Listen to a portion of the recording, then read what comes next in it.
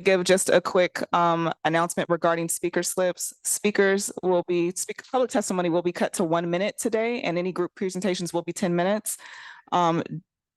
Just due to fire safety, we do want to make sure that we keep the aisleways clear. So if you are next to a seat that's empty, or if you want to move down to allow for those that are without seats to sit, that would be great. And we'll get started in just a few minutes.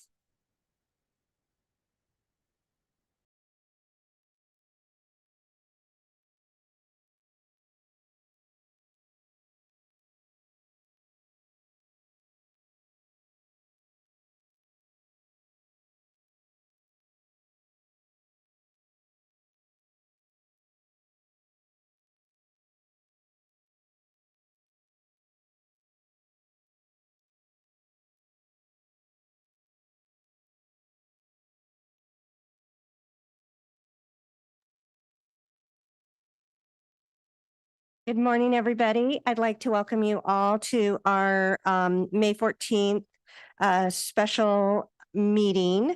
Madam Clerk, can you call this meeting? Can you call the roll, please? Thank you, Chair Birkbeck Garcia. Before I call the roll, I would like to note for the record that members Campbell and Lawson Reamer have notified us that they would be absent from today's proceedings. All remaining board members are participating in person. With that, Member Bush. Here. Member Duncan. Present.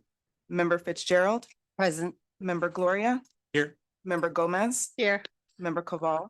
Here. Member Stigler Granados. Yeah.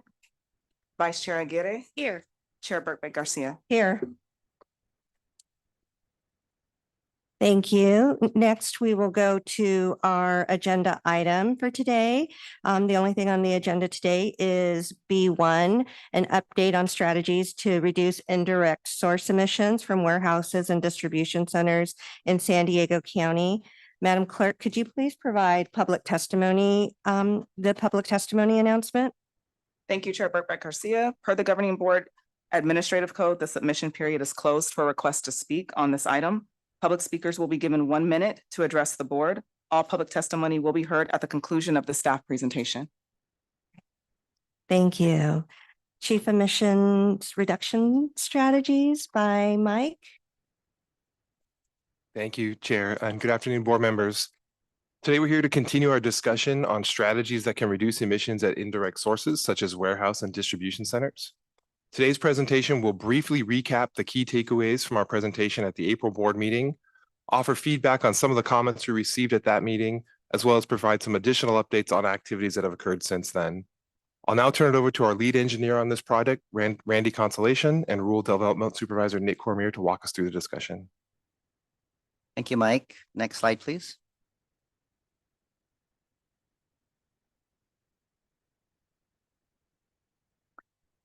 The following 2 slides summarize staff's presentation presented at the April board meeting. Staff has spent over 4 years analyzing this topic in response to AB 423 requirements and meaningfully engaging with stakeholders and the community. Based on our robust analysis of the information currently available, staff believes prioritizing incentive strategies now and retaining a potential warehouse ISR for further evaluation in the next regional air quality strategy represents the most efficient approach at this time. This stems from there being far fewer warehouses in the San Diego region compared to South Coast, and as a result, projected emission reductions from a local ISR would be less than the reductions anticipated from other programs and rulemakings as shown on the charts on the slide. Next slide, please. Our analysis determined that a substantial percentage of the facilities identified as warehouses in the region may not truly be attracting truck activity, instead housing things like churches, recreation centers, and art studios. This will likely reduce the number of facilities that would potentially be subject to a warehouse ISR, resulting in lower emission reductions upon implementation. We also determined that most warehouse facilities are located outside of under-resourced communities, limiting the potential emission reduction benefits from an ISR within these areas.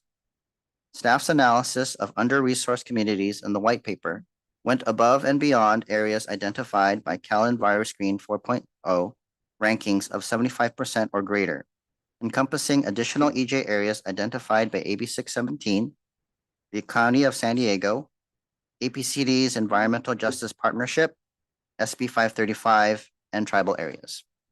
Because of this, staff determined that warehouses located in areas with draft CalEnviroScreen 5.0 rankings of 75% or greater were already accounted for, resulting in no change in the number of warehouses that would be accounted for using the newest version of CalEnviroScreen.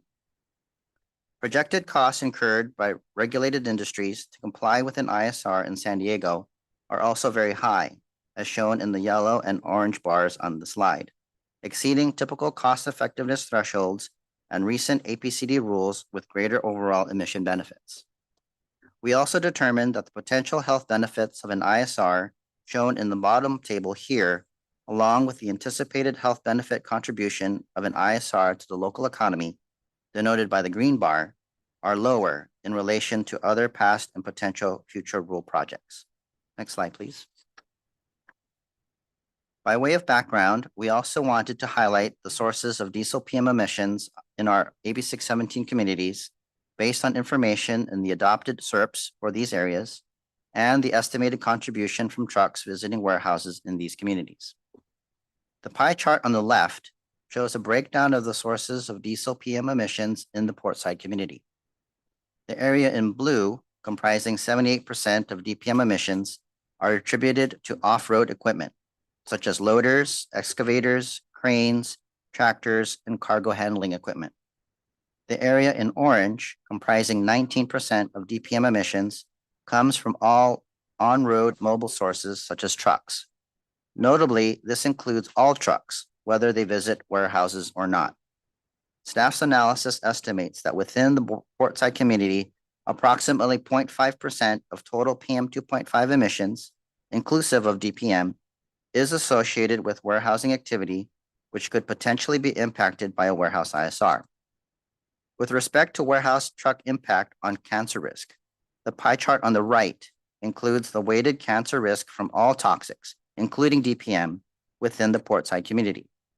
84% of the cancer risk is attributable to DPM in Portside, with 78% of that amount attributed to off-road sources, which a warehouse ISR would not significantly impact.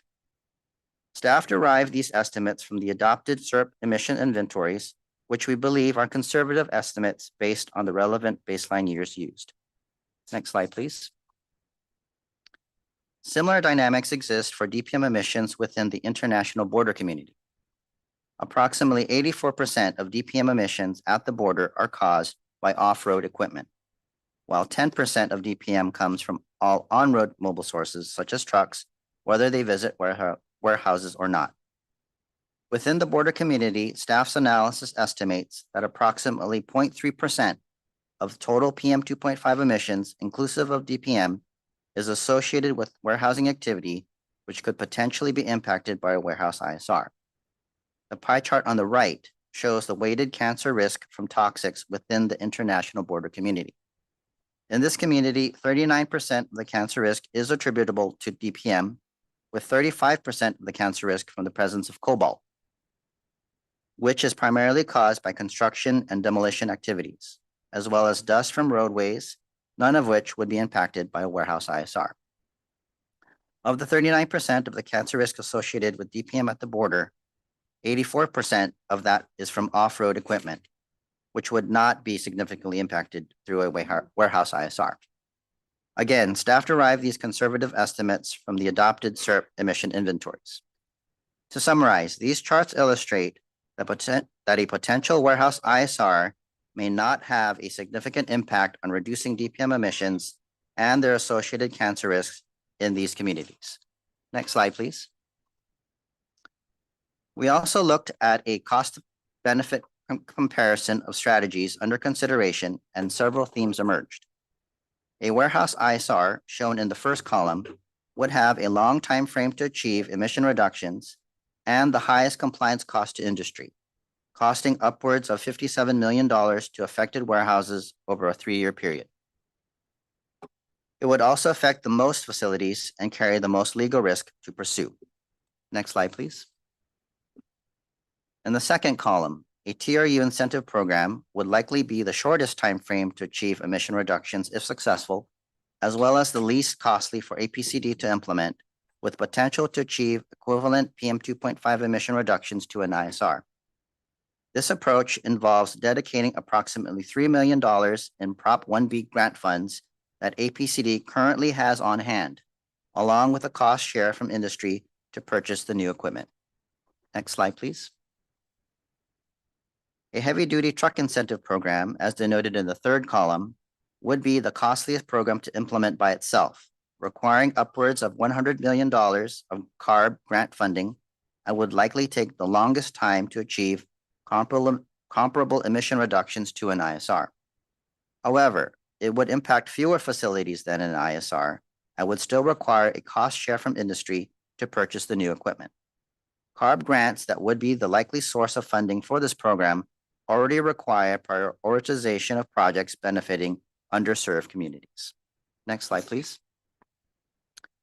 A hybrid approach, as denoted in the fourth column, could see APCD moving ahead with both a TRU incentive program and a heavy-duty truck incentive program concurrently, with the goal of achieving equivalent emission reductions to an ISR, but in a more cost-effective manner if successful.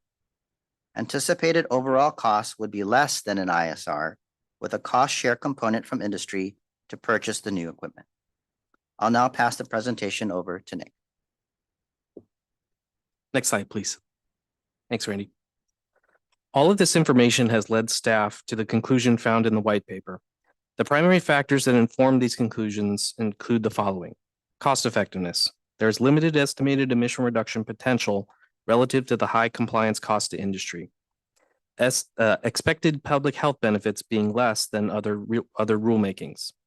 Limited emission reduction impact of an ISR in disadvantaged communities. Alternative strategies with the potential to offer a practical and cost-effective path to achieving comparable emission reductions to an ISR, and the ability to reassess the feasibility of a warehouse ISR in the future once statewide direction and new data become clear. Next slide, please. Next, we'll briefly touch on some of the stakeholder comments on this item from the last board meeting. Draft Cal EnviroScreen, or CES 5.0, shows higher pollution burden scores in some areas, but the contribution from warehouse-related truck emissions is unclear, and an ISR would likely still yield limited benefits.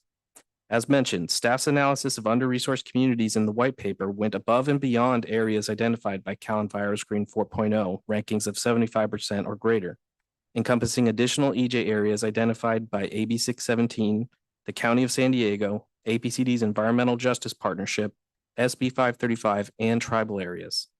Because of this, staff determined that warehouses located in areas with draft Cal EnviroScreen 5.0 rankings of 75% or greater were already accounted for, resulting in no change in the number of warehouses that would be accounted for using the newest version of Cal EnviroScreen.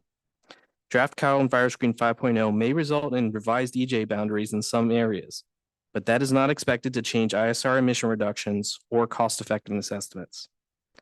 Turning to the warehouse inventory, staff would like to confirm that our analysis on the number of warehouse facilities and estimated emission reductions within under-resourced communities fully included the entire AB 617 international border community. A mapping error in figures 21 and 22 in the white paper mistakenly suggested East Otay Mesa warehouses were excluded. Additionally, after the April board meeting, staff added 2 Port of San Diego warehouses missing from the CoStar inventory. This increased portside ISR-related emission reduction estimates by 0.2 tons per year of NOx and 0.002 tons per year of PM 2.5, but did not affect cost effectiveness estimates. Lastly, regarding whether an ISR would significantly impact the economy and the supply chain overall, staff expects some economic impact from an ISR, but the magnitude can only be determined through a full socioeconomic impact analysis. Next slide, please. We also want to provide a few additional updates on ISR-related activities since the April board meeting. Bay Area AQMD released a concept paper in mid-April outlining early ideas for a possible warehouse ISR.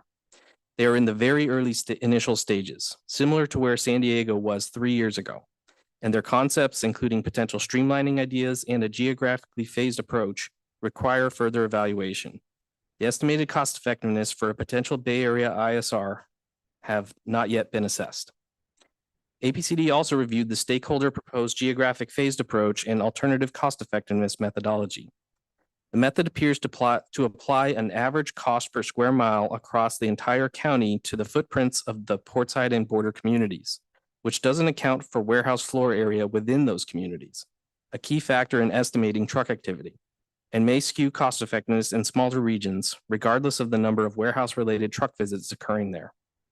For comparison, staff calculated estimated cost effectiveness in those communities based on warehouse square footage, finding community level values similar to countywide estimates, as shown in the table on the slide.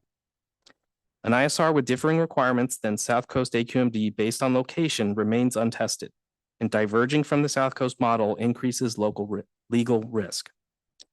Staff also conducted a desk review of all 659 CoStar listed warehouses countywide over 50,000 square feet in size to assess their potential for goods movement activity that would generate emissions from truck trips. An estimated 40% of warehouses over 100,000 square feet and about 50% of those 50,000 square feet and larger do not appear to be involved in goods movement. These findings align with the Portside case study and suggest fewer facilities may fall under a potential ISR, resulting in lower actual emission reductions upon implementation. Next slide, please. Staff's recommendation is to direct the Air Pollution Control Officer to prioritize incentive program approaches as outlined within the white paper to reduce pollution from warehouses and distribution centers, support progress towards state and federal air quality standards, and improve conditions in the communities most impacted by air pollution. That concludes our presentation. Thank you.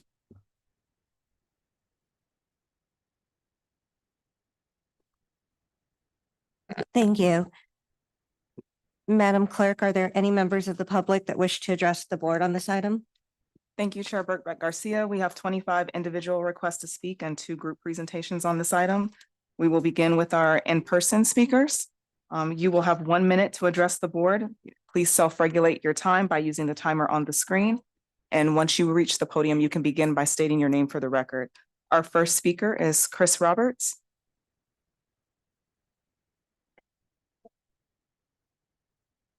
Hello, I'm Chris Roberts from Carmel Valley. I volunteer for San Diego. I speak in support of the indirect source rule. I'm lucky to live in a community in North San Diego where the air quality is very high. And families don't have to worry about their kids breathing toxic diesel exhaust and suffering elevated rates of respiratory disease. My community doesn't have massive warehouses with long lines of large diesel trucks delivering goods. I'm very skeptical of the argument that the ISR is unnecessary and too expensive, with all respect to the staff's report. I think we should try to walk in the shoes of residents of South San Diego who live in areas with very high rates of respiratory disease. We need to be more aggressive in fighting for clean air. We need to electrify our truck fleet so we don't have diesel trucks spewing toxic exhaust in South County. I urge the APCD to vote in favor of the indirect source rule. Thank you. Thank you. Our next speaker is Rita Clement. Rita Clement.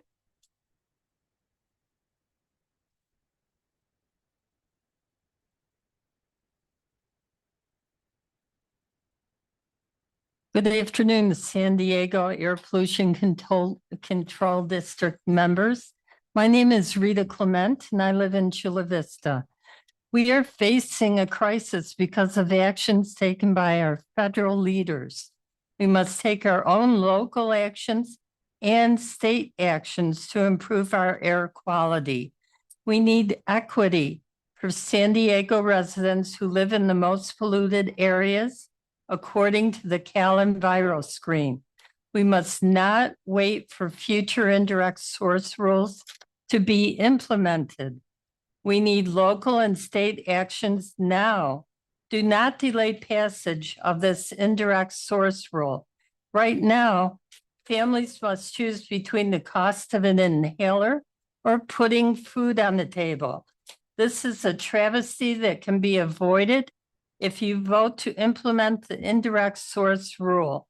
Do not delay. Stand up for our local people living in the county of San Diego. Thank you for listening. Thank you. Our next speaker is Margarita Moreno.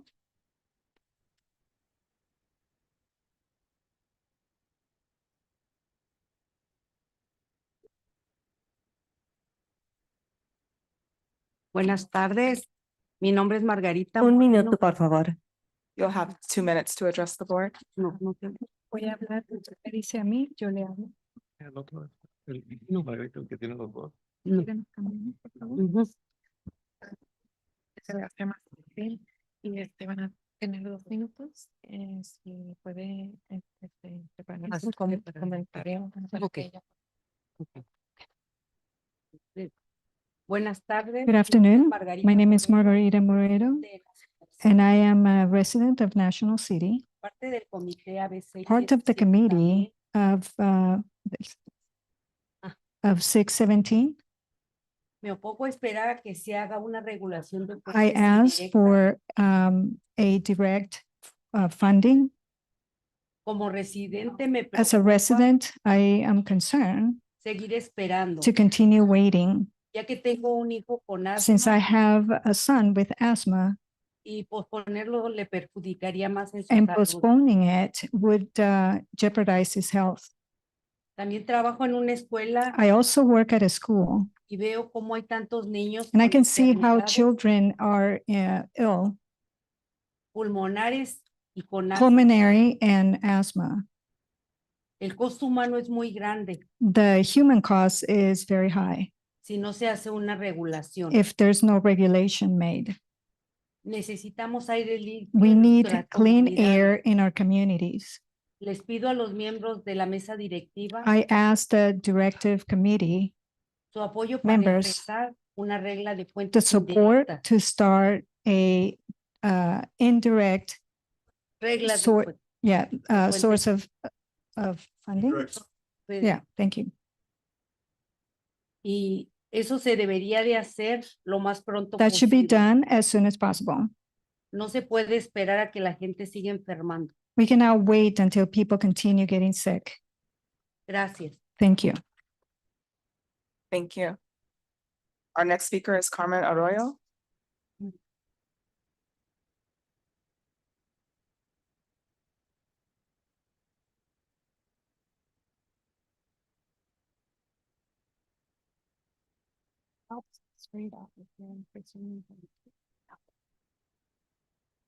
Buenas tardes, Good afternoon. mi nombre es Carmen Arroyo. My name is Carmen Arroyo. Recientemente me uní al comité ABC 617, perdón, AB 617. I recently united or entered or joined the committee AB 617, Y también soy residente de National City. and I am also a resident of National City.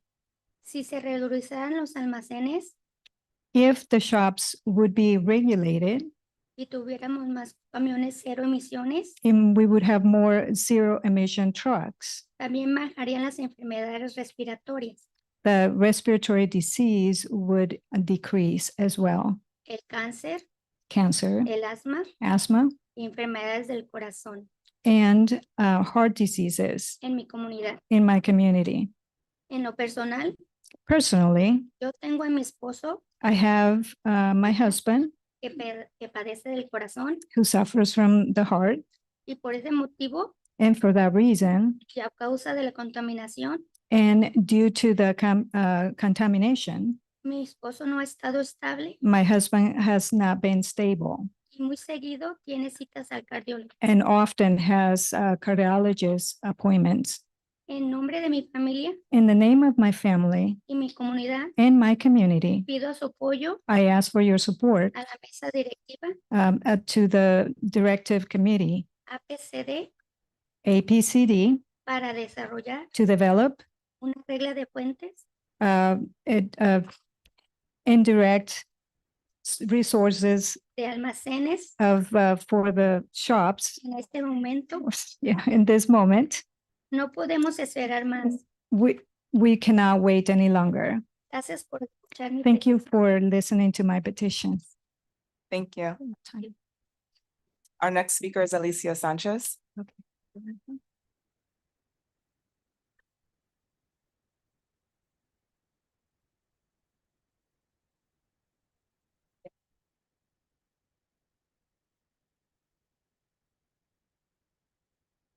Buenas tardes, mi nombre es Alicia Sánchez, Good afternoon. My name is Alicia Sanchez.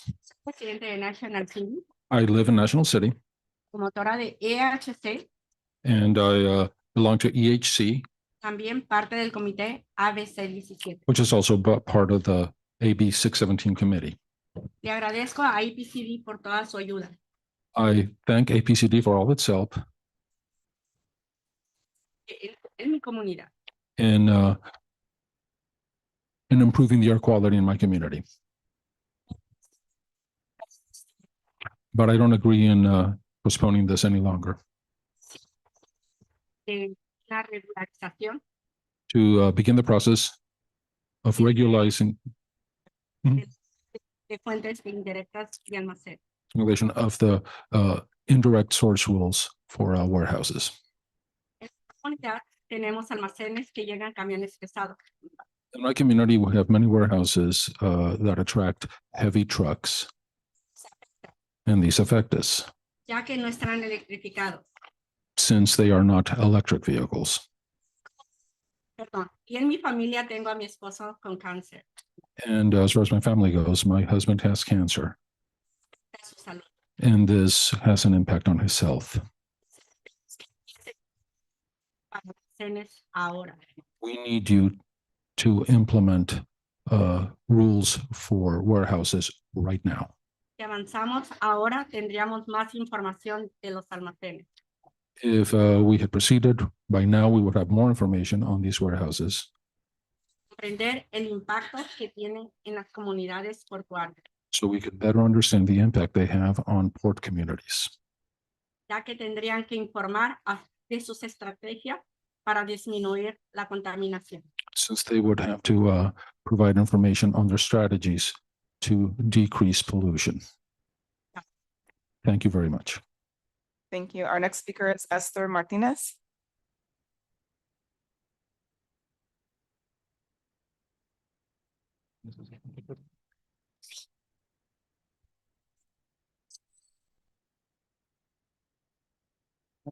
Buenas tardes, Good afternoon. mi nombre es Esther Martínez, My name is Esther Martinez, pertenezco a la comunidad de Barrio Logan. and I'm a member of the Barrio Logan community. El testimonio y petición que les traigo hoy es el siguiente. The testimony that I bring before you today is as follows. Mis hijas nacieron en Barrio Logan. My daughters were born in Barrio Logan, Ellas nacieron con problemas respiratorios. and they were born with respiratory problems. Ahora ya tengo mis nietas Now I have granddaughters, y ellas tienen el mismo problema respiratorio. and they suffer from the very same respiratory issues. Es por esa razón que estoy aquí. That is the reason why I am here today. Agradecemos al personal de APCD We appreciate the APCD staff todo el trabajo que han realizado, for all the work they are doing, pero nos oponemos a su recomendación but we oppose their recommendation de avanzar sin un proceso de reglamento. to move forward without a formal rulemaking process. En nuestra comunidad tenemos el problema que hay mucha contaminación In our community, we face a significant problem with pollution de camiones y almacenes. Eso necesita parar. caused by trucks and warehouses, and this needs to stop. El costo humano de no implementar una regla es mucho mayor The human cost of failing to implement such a rule is far greater que avanzar con un reglamento de fuente indirecta de almacenes. than any cost of moving forward with an indirect source rule for warehouses. Muchas gracias. Thank you. Thank you. Next, we have Patricia Rodriguez.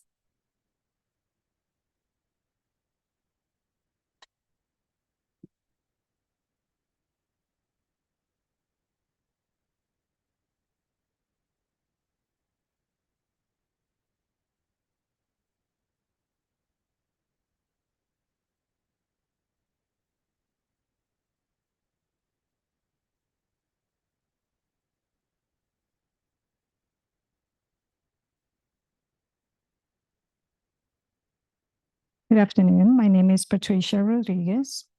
De National City, I'm a resident of National City.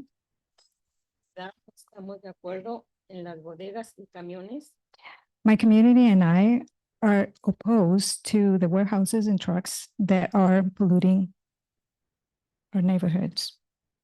Hay muchos problemas con la contaminación. There's a lot of problems that come from regarding pollution. Muchos de mis vecinos sufren de enfermedades respiratorias. Many of my neighbors suffer from respiratory illness due to poor Por la mala calidad de aire. air quality. Nuestros niños se enferman con alergias y asma. Our children are getting sick and suffering from allergies and asthma. Necesitamos una regla para los almacenes para evitar que contaminen más nuestra comunidad. We need a rule to regulate these warehouses to stop them from polluting our communities more. Thank you. Thank you. Next, we have Carmen Gaxiola.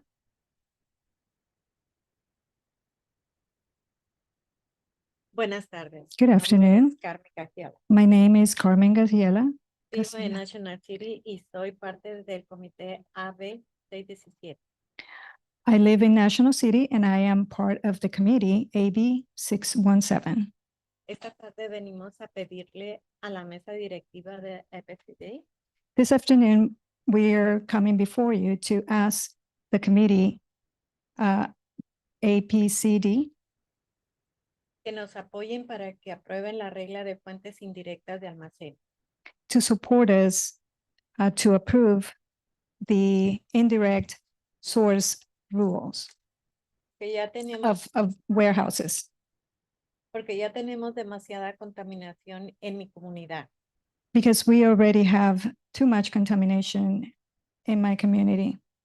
Y yo como parte del comité AB 617 estoy luchando para disminuir el impacto de la mala calidad del aire en comunidades como National City y Barrio Lobo. And as part of the committee AB 617, I am fighting to decrease the impacts on the bad or the quality of air in our communities, like such as National City and Barrio Logan, which is with indirect source rules, and there are directly directly helping much of this objective. I'm sorry. Go ahead.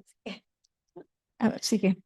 Y esta regla de fuentes indirectas ayudaría mucho a lograr ese objetivo. Yeah, and this indirect source rules would help very much to achieve this objective. Por favor, les pido a la mesa directiva que nos apoyen. Gracias. Please, I ask the directive or the committee to support us on this. Thank you. Thank you. Next, we have Montserrat Hernandez, followed by V. Flynn.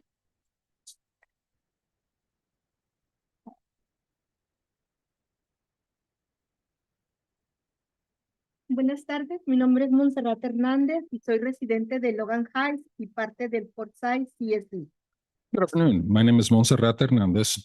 I live in Logan Heights and I belong to Portside CSC. De CD que den su aprobación para que se empiece el proceso para la creación de una regla de fuentes indirectas de almacén. We would like to ask the committee, the APCD committee, to approve so that the process can begin for the creation of an indirect source rule for warehouses and distribution centers. Los incentivos y la reducción voluntaria de la contaminación. It's not enough to rely on incentives and the voluntary reduction of pollution. Nuestras áreas tienen mucho tiempo con altos índices de mala calidad de aire. Poor communities have suffered too long from high instances of poor air quality. Normativas voluntarias. That's why we need more than just volunteer or voluntary rules.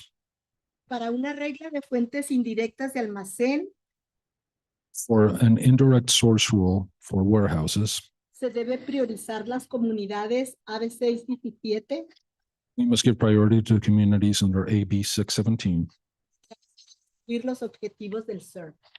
and look to fulfill the objectives of SERP. Les pido tomen en cuenta nuestra petición y apoyen esta regla para que realmente podamos ver un cambio en nuestras comunidades. Gracias.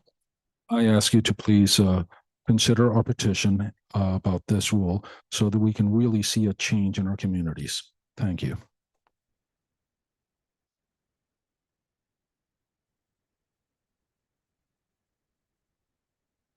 Hello, my name is V Nguyen, Vinguyen, MD. I'm a pediatrician. I'm actually the chair of the AAP California State Government Affairs Committee for the American Academy of Pediatrics. I'm here actually as the co-founder of San Diego Pediatricians for Clean Air. We've actually now San Diego Physicians for Clean Air. It's 100 of us who are actually mostly pediatricians. We have ED doctors now, allergists, internists. I'm really proud pediatricians have led the way, and a lot of medical students and pre-medical students. And I'm here officially to ask you to help me do my job, which is to take care of kids. Kids can't vote. They can't be here because they're in school, but I can certainly show up. And officially, as San Diego Physicians for Clean Air, we support a warehouse indirect source rule. The human costs, the healthcare costs are astronomical for us. I practice in the South Bay, and so I'm really here for the kids who I take care of live in National City, San Ysidro, Otay Mesa. If you're from the South Bay, you know these kids get left behind, and it's just not fair. And so, you know, it's not their fault when they have asthma, but it will be my fault if I didn't show up. But I showed up, so hope you do your job. Thanks. Thank you. Our next speaker is Maritza Garcia, followed by Diane Takaborian. Hey, y'all, sorry. Bear with me with this child. Nap is not a thing lately. So hello, everyone. My name is Maritza Garcia. I am a resident of Logan Heights. I've lived there my whole life. I've also been a participant of the AB 617 steering committee for the past 5 years. I am chair of the Tierras Indigenas Community Land Trust, and I work with the Environmental Health Coalition. I wear all those hats because it's necessary to be able to fight for my community. We are in a very polluted community, as you have heard. That is not news. That is not new. However, what can be new is how y'all go about it. I am very fortunate to have worked very closely with you guys in our steering committee, hearing this information firsthand. And honestly, it is a great place to be able to talk, to be able to be heard. But it doesn't seem like we're being heard right now. We need all that we can to stop this pollution. It might not seem like it's a really big thing for you to implement, but it is a very big thing for us and our community and our future community to be able to fight for this pollution, against this pollution. Thank you, guys.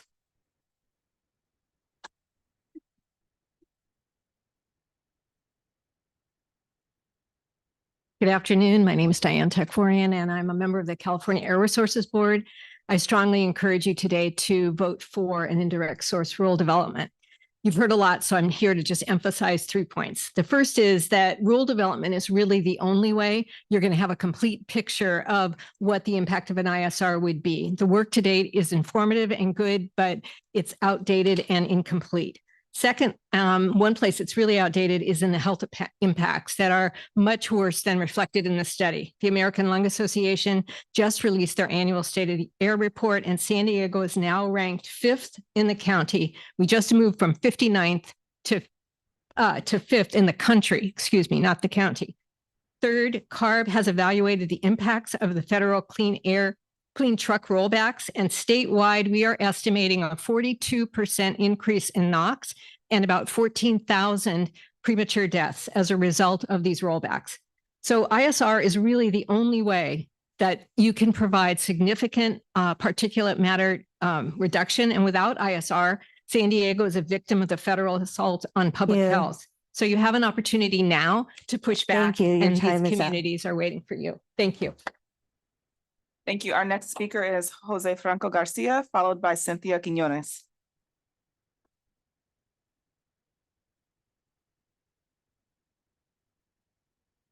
Hi, good afternoon, board members. Jose Franco Garcia, I'm the Executive Director of Environmental Health Coalition. Also a lifelong resident of South San Diego, right now living in Chula Vista, but part of District 1 probably most of my life. But I'm here today because we have to be here today. We have to stand up for children's health, for clean air, for our communities. For many years, we know that the border communities, the portside communities, you've heard all of the statistics already today. I'm not a medical professional, so I leave that to Dr. Nguyen to talk about. But what I hear is community members coming in, and they may not come in right away telling me, I want electric trucks. I want to see an indirect source rule. What they come in saying is, my kid has asthma on certain days where then there's a lot of trucks in our community. They can't breathe. The diesel is affecting them. I smell diesel all the time from my window. What can we do about it? You all have the opportunity to do something about it today. This indirect source rule would be a step in the right direction. Also, we know that federally, we're not getting heard. We're not getting listened. They're tearing these policies apart. Locally, we need you all to act and stand up for children's health and clean air. Thank you.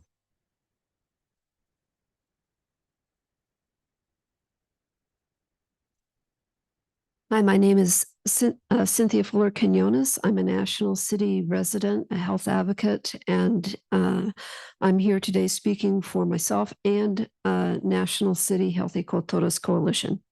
We all know justice delayed is justice denied. Justice in this moment for all horribly health burdened South Bay Tideland residents is an indirect source rule. This is vital not just for seniors like me suffering chronic asthma and COPD. Even more important, hard action is needed now for our youth already suffering a variety of chronic health conditions. Voluntary measures and incentives are definitely not enough. Warehouses and all Tideland industrial tenants have had more than 60 years to do right by neighboring community members. And what do we see? What do we live with every day? What future have they given our children? By multiple trusted public health tools, not just Callan Virus Screen, also CDC Places, Healthy Places Index, San Diego County Health and Human Services Agency. Your time has concluded. We need the hard action now. Thank you. We'll move on to our group presentation that is in opposition. So I'll call for Charles Reilly, Jasmine Vargas, and Anthony Dang.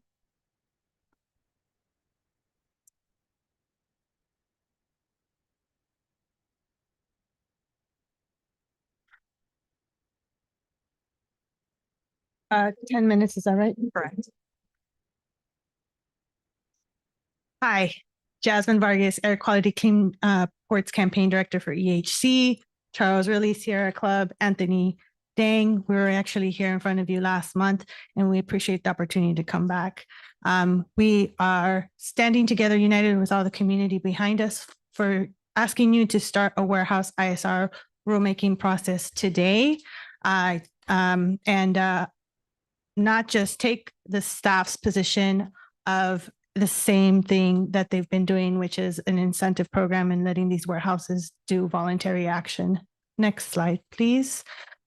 We need leaders like you. You've already heard the latest from the American Lung Association. We're now 5th worst city in the nation in terms of year-round diesel pollution. We're the 7th worst in ozone. And that's what people have been living every day. What that translates to is higher emergency visits for asthma attacks, particularly in the most impacted communities like Barrio Logan, like National City, like the border communities.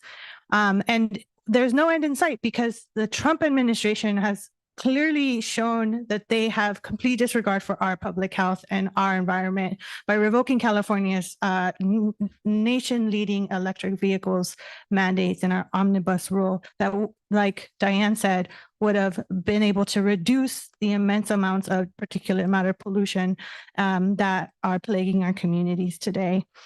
Next slide, please. And this is the picture we have in front of us. This is the type of pollution burden, and it is getting worse. I think this slide illustrates perfectly how, in fact, it is getting worse. It was mentioned by the staff presentation, Callan Virus Screen 4.0 and the current 5.0 draft are here seen side by side. And the deeper blues in the areas that are most impacted that I just mentioned are the ones that would benefit the most from this warehouse ISR rule. These are also related to warehouse clusters, as you've seen in the white paper.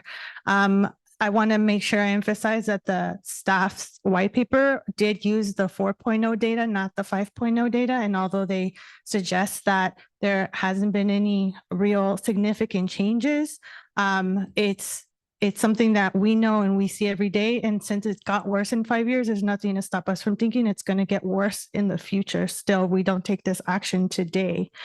I think this is also where you see the most people impacted in their public health from the impacts of this pollution around the ports, about the ports of entry in the border.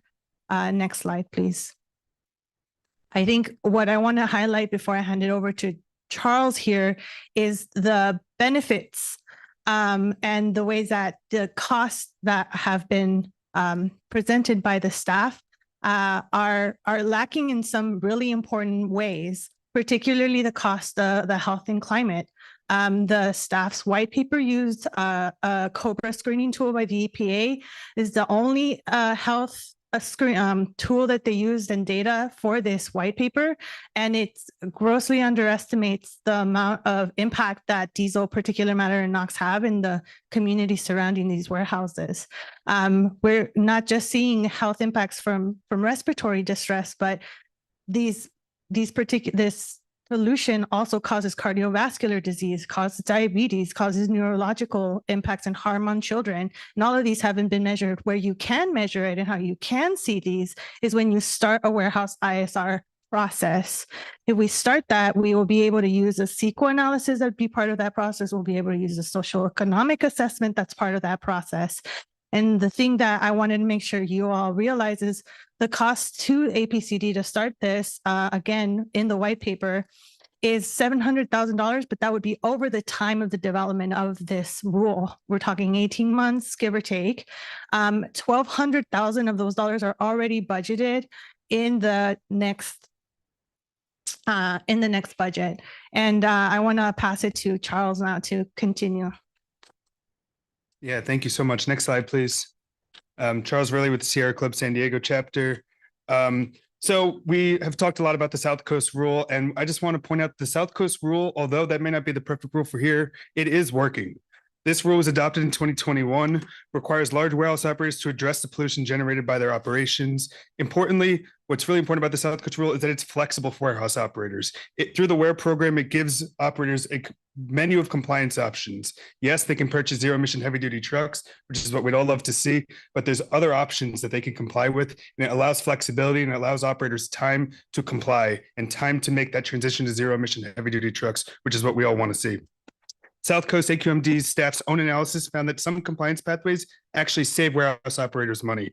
And despite industry concerns raised during the adoption, there's no evidence that the South Coast rule has driven away any warehouses from the South Coast region, meaning that likely the same thing would happen here. We're already seeing the warehouse industry growing heavily here in San Diego. The claim that warehouse operators cannot electrify fleets, can we, next slides, please? Sorry. The claim that warehouse operators cannot electrify their fleets is also contradicted by real world data. So far in South Coast, over 800 heavy duty zero emission trucks have been purchased through the South Coast AQMD indirect source rule. And on top of that, we're seeing more and more heavy duty zero emission trucks being created, being produced by manufacturers like Tesla and other manufacturers. It's also important to recognize that indirect source rules in California have varied significantly in terms of application and phase-in schedules. Next slide, please. Earth Justice has submitted many letters to the board explaining the legal authority of this air district to move forward and also trying to combat all the legal risk questions that you have brought up many times before. We have seen the South Coast work on a phased-in approach. We have seen the Bay Area consider a phased-in approach. I'm not saying that that's the only way that you can go about it, but we do know that there is real-world application of these types of indirect source rules being adopted and being upheld in federal courts multiple times. This demonstrates that air districts have broad authority and flexibility to design regulations. More importantly, they've been upheld, like I said. I finally want to emphasize that the rulemaking process will give us all the time and the energy that we need to make sure that we address any legal concerns. We address what works here in San Diego County. We address gaps in data that we have seen so many times before. So please, we are asking you to move forward with the rulemaking process today. Right. Next slide, Anthony Day and Climate Action Campaign. We just want to give an example of what an ISR could look like. Charles just mentioned the phased approach. And we did a study on cost effectiveness for this. And this slide is essentially stating if you start developing and implementing an ISR focused on port side and international border communities first, it'll be way more cost effective before you expand out to the rest of the community.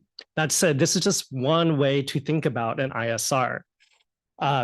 If you vote yes today on moving forward with an indirect source rule development, you are giving staff the opportunity to use the full sandbox to define and design an indirect source rule that works specifically for San Diego.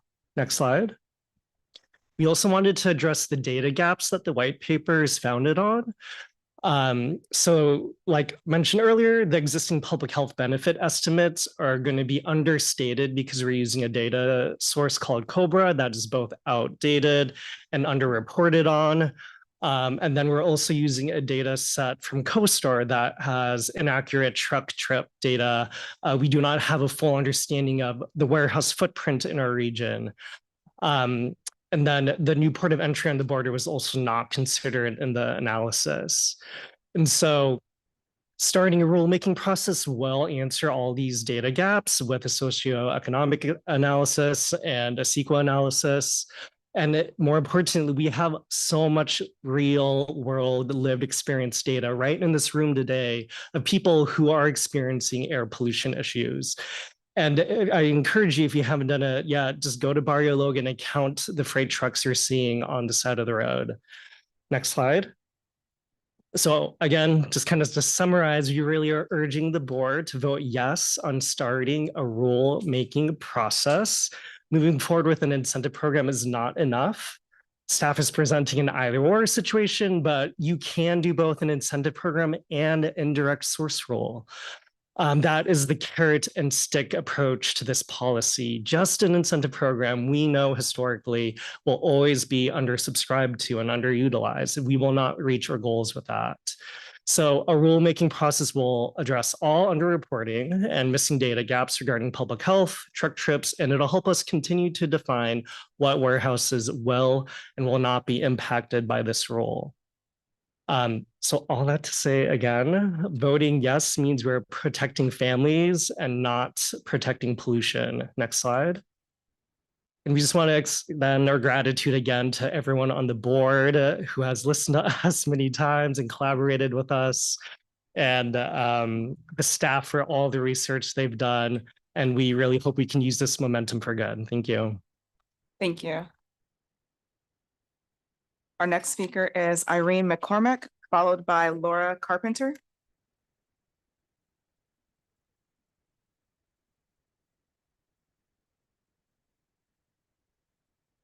Hi, Irene McCormick with the San Diego Working Waterfront. We support the staff recommendation and urge the board to do the same. The staff recommendation is based on almost 3 years of analysis and work with the Greater Warehouse Working Group. Staff analysis determined that the portside community would only expect to see reductions of 0.01% in particulates and 0.07% in NOx if the ISR rulemaking was done. The staff recommendation can deliver better reductions with less resources and less time. There are effective incentive programs that staff suggested already used in California air districts. The Port of San Diego's Maritime Clean Air Strategy is also a successful strategy. We support practical, measurable solutions recommended by staff. Rulemaking would only be costly and an ineffective public health strategy. We urge you to vote for staff recommendation, which will provide faster emissions reductions in the areas that need it. Thank you.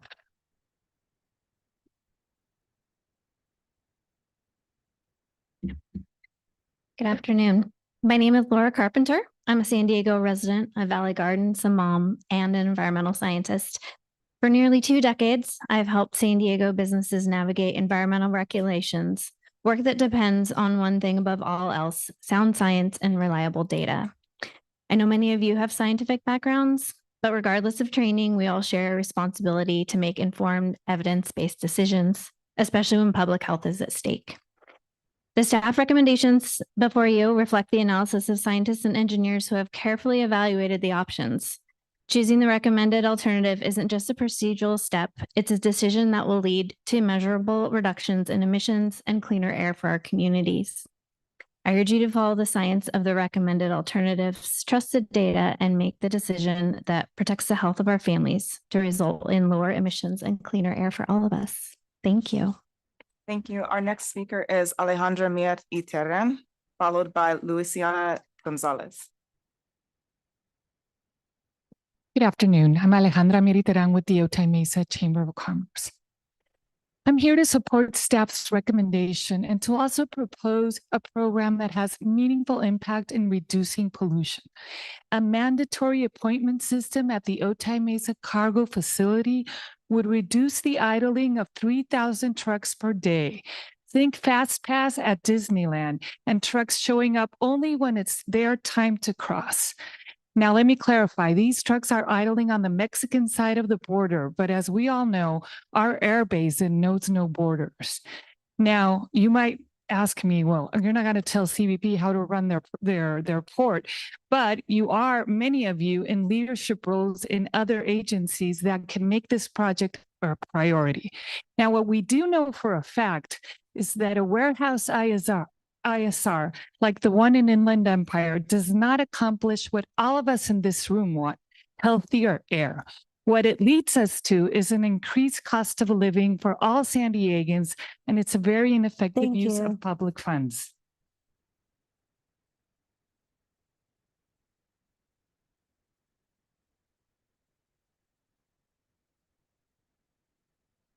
Good afternoon, esteemed board members. My name is Luisana Gonzalez. I'm a policy coordinator at the San Diego Regional Chamber of Commerce. On behalf of our 2,000 members, the Chamber supports the staff recommendation before you today. Evidence presented by staff, including studies from CARB, SANDAG, and Caltrans, demonstrates that adoption of an ISR would not deliver meaningful emissions reductions, but would be incredibly costly, disrupt supply chains, and reduce regional competitiveness. As our region is home to the second busiest land port of entry in the world across the US-Mexico border, traffic patterns of trucks traveling across the region would not be meaningfully impacted by an ISR. Incentive-based approaches are already making progress in key areas where emissions are of concern, and these proactive, cost-effective strategies can continue to drive reductions across our region. For these reasons, we respectfully urge the board to support staff recommendation and refrain from pursuing an ISR in San Diego County, which would be costly and ineffective for our region. Thank you for your time and consideration. Thank you. Our next speaker is Kashar Gopinathan, followed by Philip Gibbons, and followed by our last group presentation, which is Massey Hatch, Jack Monger, and Craig Benedetto.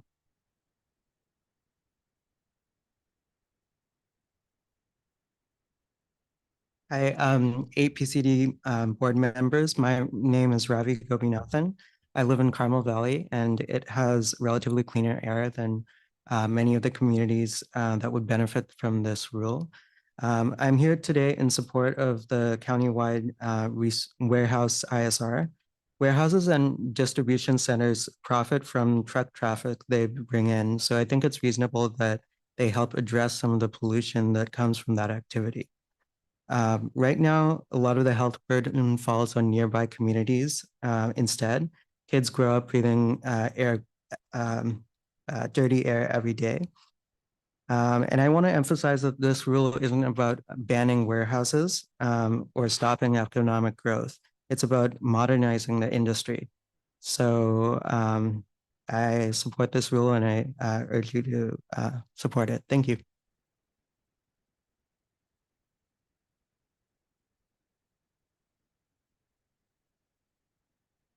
Well, thank you. Good afternoon. I'm Phil Gibbons, Port of San Diego. I just want to emphasize today that the port and its stakeholders, which include staff at APCD, our tenants and service providers that come to the port, and even members of the portside community, we have not been sitting idle for the past several years waiting for rules and regulations.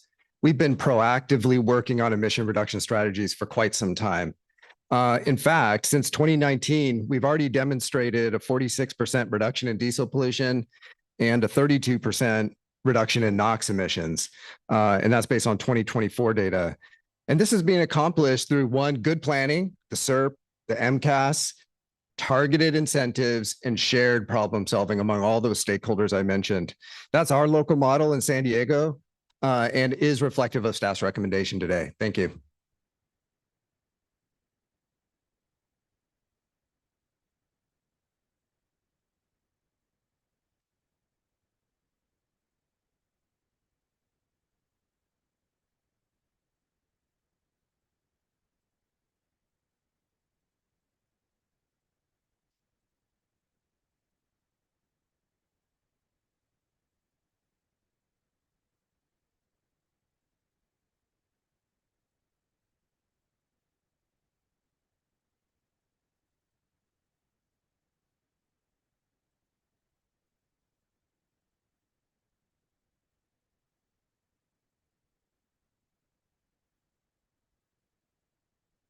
Good afternoon. Thank you for the opportunity to speak today.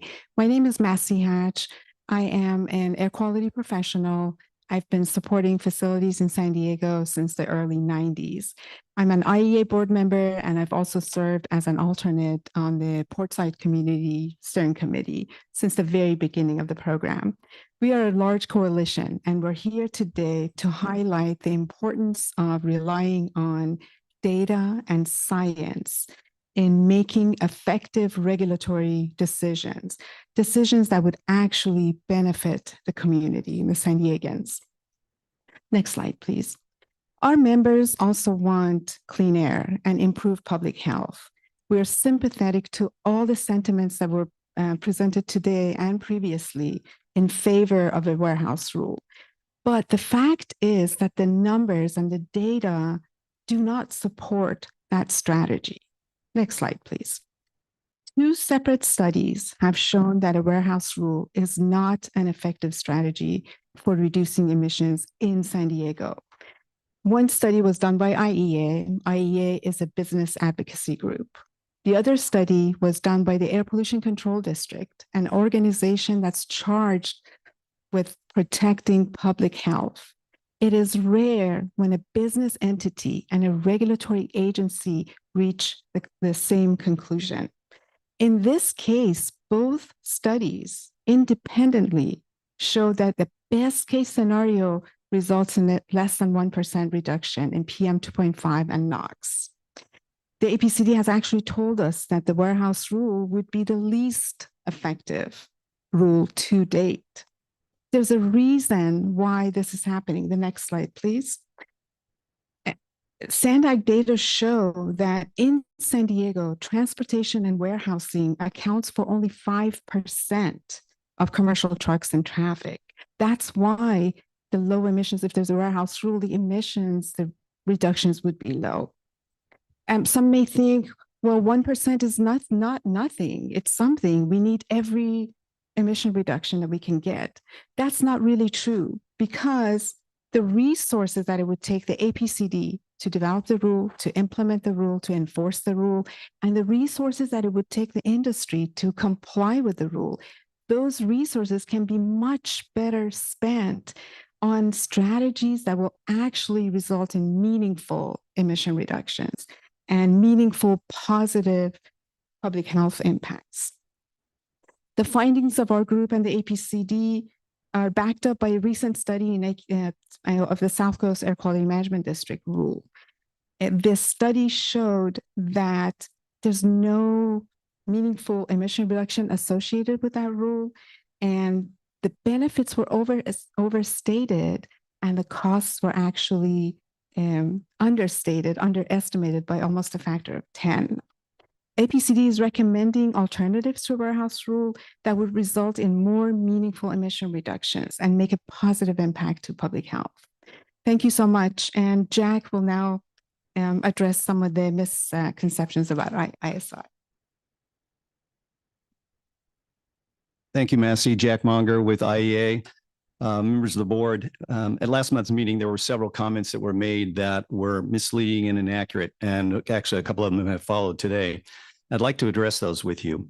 One speaker commented that it is evident through research and studies that such as the Cal Environmental Screen 5.0 draft, that air pollution in our region is quickly getting worse.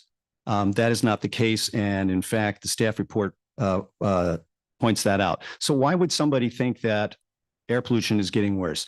You saw those two slides that were put up there side by side, one out of Cal EnviroScreen 4.0, one out of 5.0 in an earlier presentation. And one on the 5.0 was clearly darker. So the first inclination is to think that that means air pollution is getting worse.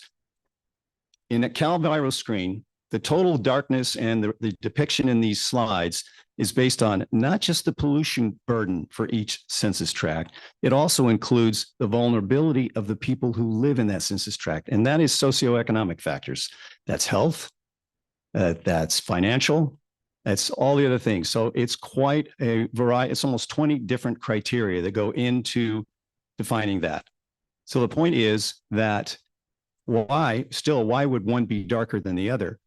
As far as the socioeconomic factors are concerned, the vulnerability, for example, in San Diego, in 5.0, what we saw is a brand new inclusion of two new things. Inclusion of diabetes and the people in the district who have diabetes and might suffer from that, as well as cardiovascular disease. And both of those are on the steep rise in San Diego County. So you could have a situation where your pollution is going down, but your vulnerability is going up, and you wind up with a more extreme presentation on those colored slides. And that's exactly what happened, because as you've noted, and as the staff study mentioned here today, there's a 35% decline in DPM in San Diego. That's a remarkable accomplishment, and it's been going that direction for a long, long time. And this district, it bears a huge benefit or responsibility for helping make that happen. The other comment that was made said that by adopting an ISR, San Diego APCD can protect frontline communities and ensure cleaner air for all. This expectation is in complete contradiction to the data provided by the APCD scientists, your staff. The data shows that such expectations are completely destined for disappointment. The best case reduction expected from an ISR, and I know you've heard this over and over again, but it's just bears repeating, the best case is 0.01%. And in terms of benefits to EJ communities, 75% of warehouses, as again you heard this morning or this afternoon, 75% of warehouses in San Diego are located outside of EJ communities, meaning that the vulnerable populations looking for meaningful results from an ISR will be sadly disappointed. Craig Benedetto will finish us up. Good afternoon, Craig Benedetto. I'm here today representing NAIOP San Diego and the group of coalition members here today. Could I have the slides moved forward one more and two more? Perfect. All right. Our coalition is here today to support the staff recommendation.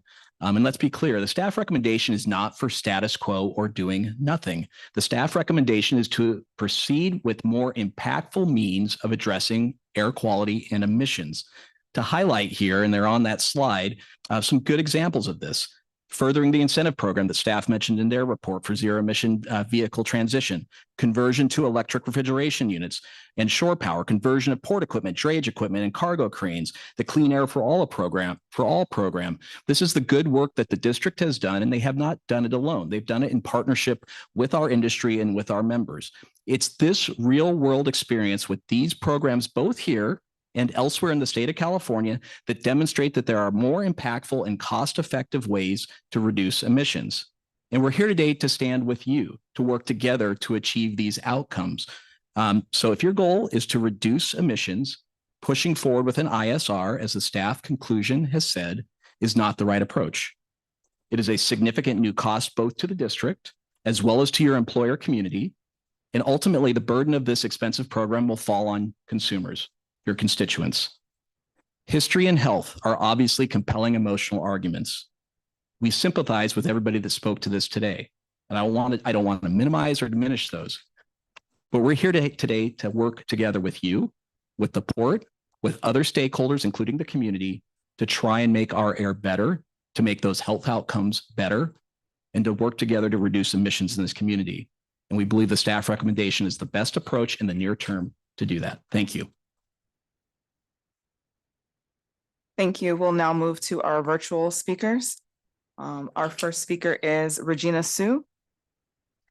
You'll have 1 minute to address the board.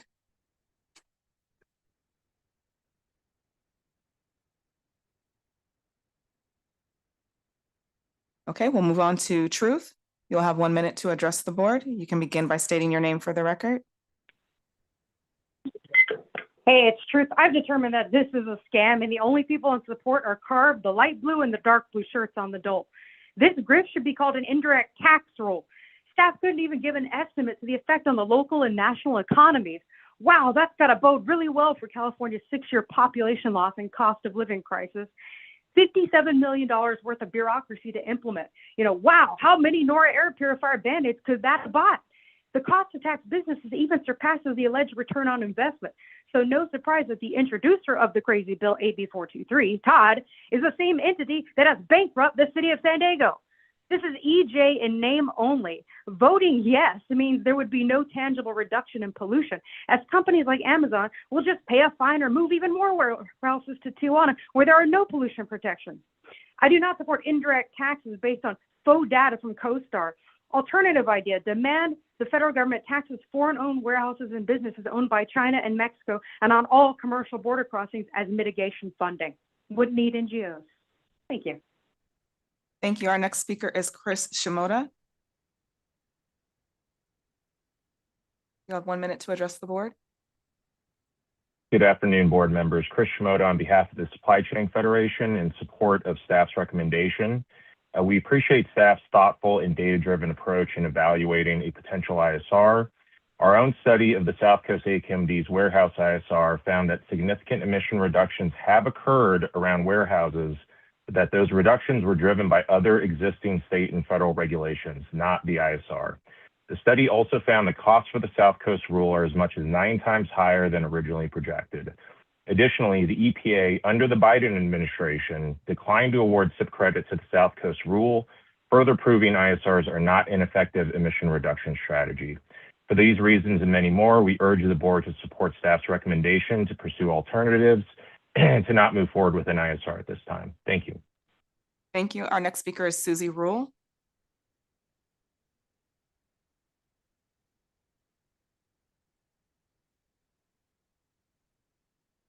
You can begin by stating your name for the record.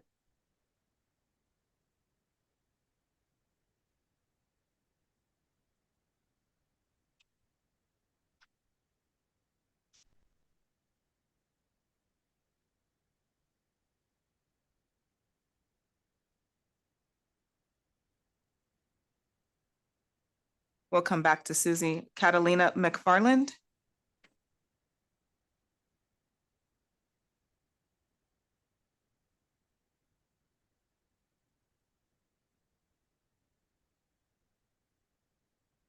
Catalina McFarland, you'll have 1 minute to address the board. You can begin by stating your name for the record.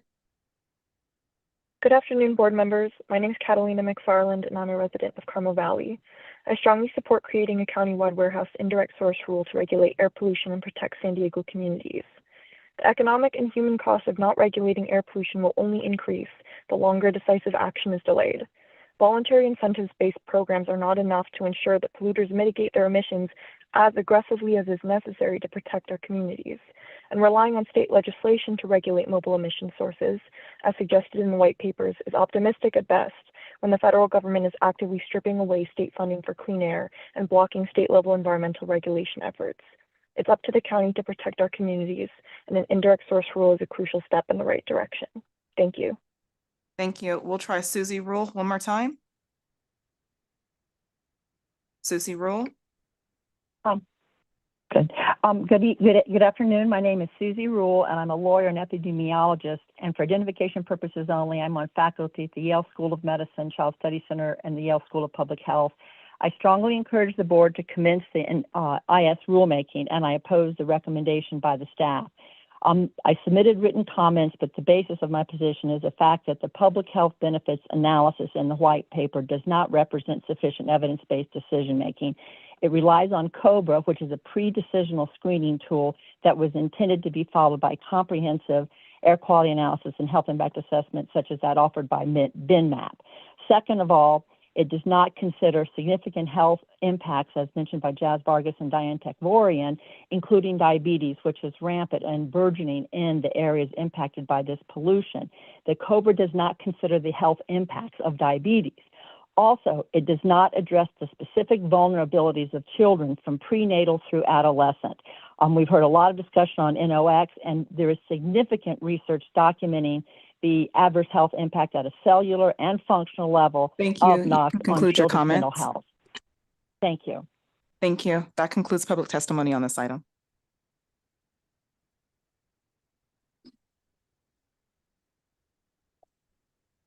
Thank you, everybody, for, excuse me, thank you, everybody, for your public testimony. I just, as my prerogative as chair, I just wanted to make a few comments before I take comments from the rest of our governing board. We first started talking about ISR in 2023. And at that time, we knew that San Diego and South Coast are very different entities.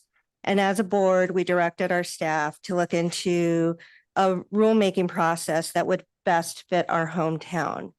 A lot of crises have come up, specifically the Tijuana River Valley crisis. And so we put the ISR rulemaking investigation on a hold, as well as other community stuff that we needed to do. So now we're addressing it.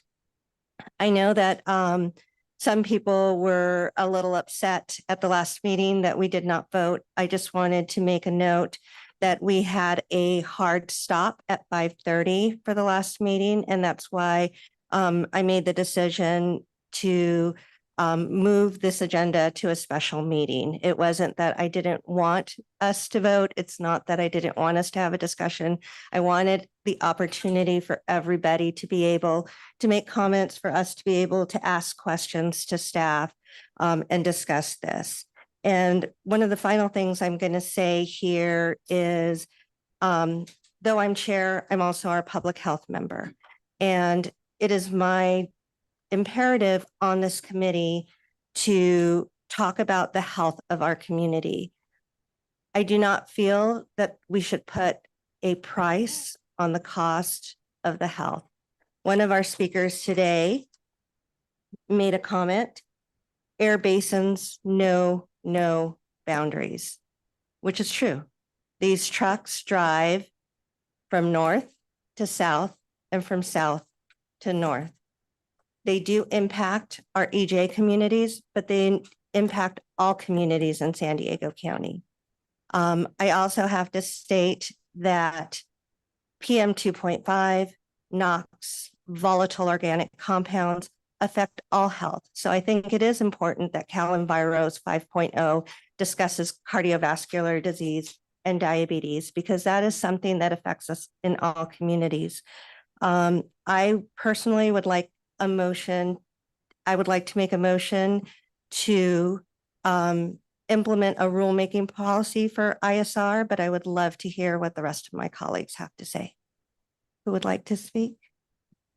Anyone would like to speak? Member Duncan? Thank you very much. First, I want to say thank you to the community members who come in. I know you have, at times it can be hard to get here, or you have other obligations to family or to work. And I take your comments, particularly the ones about health, very seriously. Asthma, I have it in my family, and cancer is a very serious issue. I'm not going to keep belaboring my personal experiences, but I will say I did have non-smoking throat cancer, which required, 37 days being strapped down for radiation, chemotherapy for 7 weeks, surgery, stomach tube, throat unable to swallow food or water. So I take it very seriously. The next year we lost my father-in-law to non-smoking throat cancer, and my daughter has asthma. So I take your comments very seriously. I don't think anybody in here takes air pollution or particulate matter reduction lightly. My strong belief is, having reviewed the staff's report and all of the scientific evidence and information before us, and I'm not disrespectful to anybody who's welcome to disagree with me, that's fine, that the tough part of being in governance, but the right thing of being in governance, is to make the decisions that maybe aren't comfortably emotionally or comfortably for voting, but are comfortable for what analytically I believe to be true. So based off of the reports and the information that I have, I do not think it's a cost-effective method to go forward with an indirect source rule, and I will not be supporting that. Thank you. Member Fitzgerald. Yes, thank you. I want to echo what Member Duncan said regarding, I did hear all the concerns and I sympathize with the situation and the health challenges that some family members are facing. My decision, as far as what I'm basing my decision on is this, as a former police detective, interrogator, facts matter. And facts, data, listening to subject matter experts matter, being able to follow up and research yourself. And then also speaking with people that it's going to impact all the way around. And then after taking that all into consideration, coming to the best conclusion that you can. I absolutely appreciate staff's hard work in really looking into this. This was a lot of work, a lot of research, and the data was very precise. And it is data driven. The analysis clearly outlines the limitations of the ISR, and you're looking at the science, and it's showing. I just don't see anything showing factually that there's any correlation between what's going on, that we should support the ISR with the health challenges that are happening now. Also, one of the things that, we are talking about health and such. One of the things too that I want to point out is how it would impact the businesses. So I think right now we're focusing on the bigger businesses, but this would also include some smaller businesses. And in speaking with business owners, warehouse business owners, this would absolutely impact them. They're dealing with the increase in the cost of gas, increase in the work labor, increase in a lot of the just higher rates that they have to pay for everything. So with this additional thing, that would really create a burden on them that they say would impact whether or not they could even have all the employees that they need. They would have to release some employees and even perhaps leave the state. And as you know, I don't know about, I can assume that it's happening in other communities besides Escondido. We are having businesses leave other states just because of all the fees, the higher fees and regulations.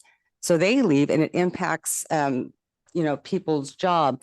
Also, another thing, considering this is if they have to pay, obviously, if they're going to have to pay for higher fees for everything, it's going to trickle down to the consumer who's also being squeezed. And so I think, taking that into consideration, taking the health into consideration, that everybody was pointing out. I'm just looking at the facts, and I do believe that staff did an incredible job looking at it. The data was really good. And then also listening to some the subject matter experts that came up to speak with the years of experience and data. And I know there was a doctor that was here, but I didn't hear she did not provide any data, any facts or anything that we could really look into to support what she was saying. So for that reason, I will be supporting staff's recommendation. Member Aguirre. Madam Chair, I just wanted to second your motion, and I'll reserve my comments until everybody's spoken. Thank you. Would anyone, Member Koval? Thank you. With this particular topic, I feel like I'm back in college cramming for finals. I've just done so much reading. I try to look at everything from all sides. And Member Duncan, what you said last time about your personal health experience, I thought about that often. And thank you for sharing that. So I thought I'd share as well. I've said I love you to 3 men in my life, one in college, my college sweetheart, my husband, who I was married to for 20 years, and my current husband. And all 3 have cancer. And the first 2 passed away, unfortunately, of cancer in 2024. So that's my personal experience with that. My youngest daughter has asthma.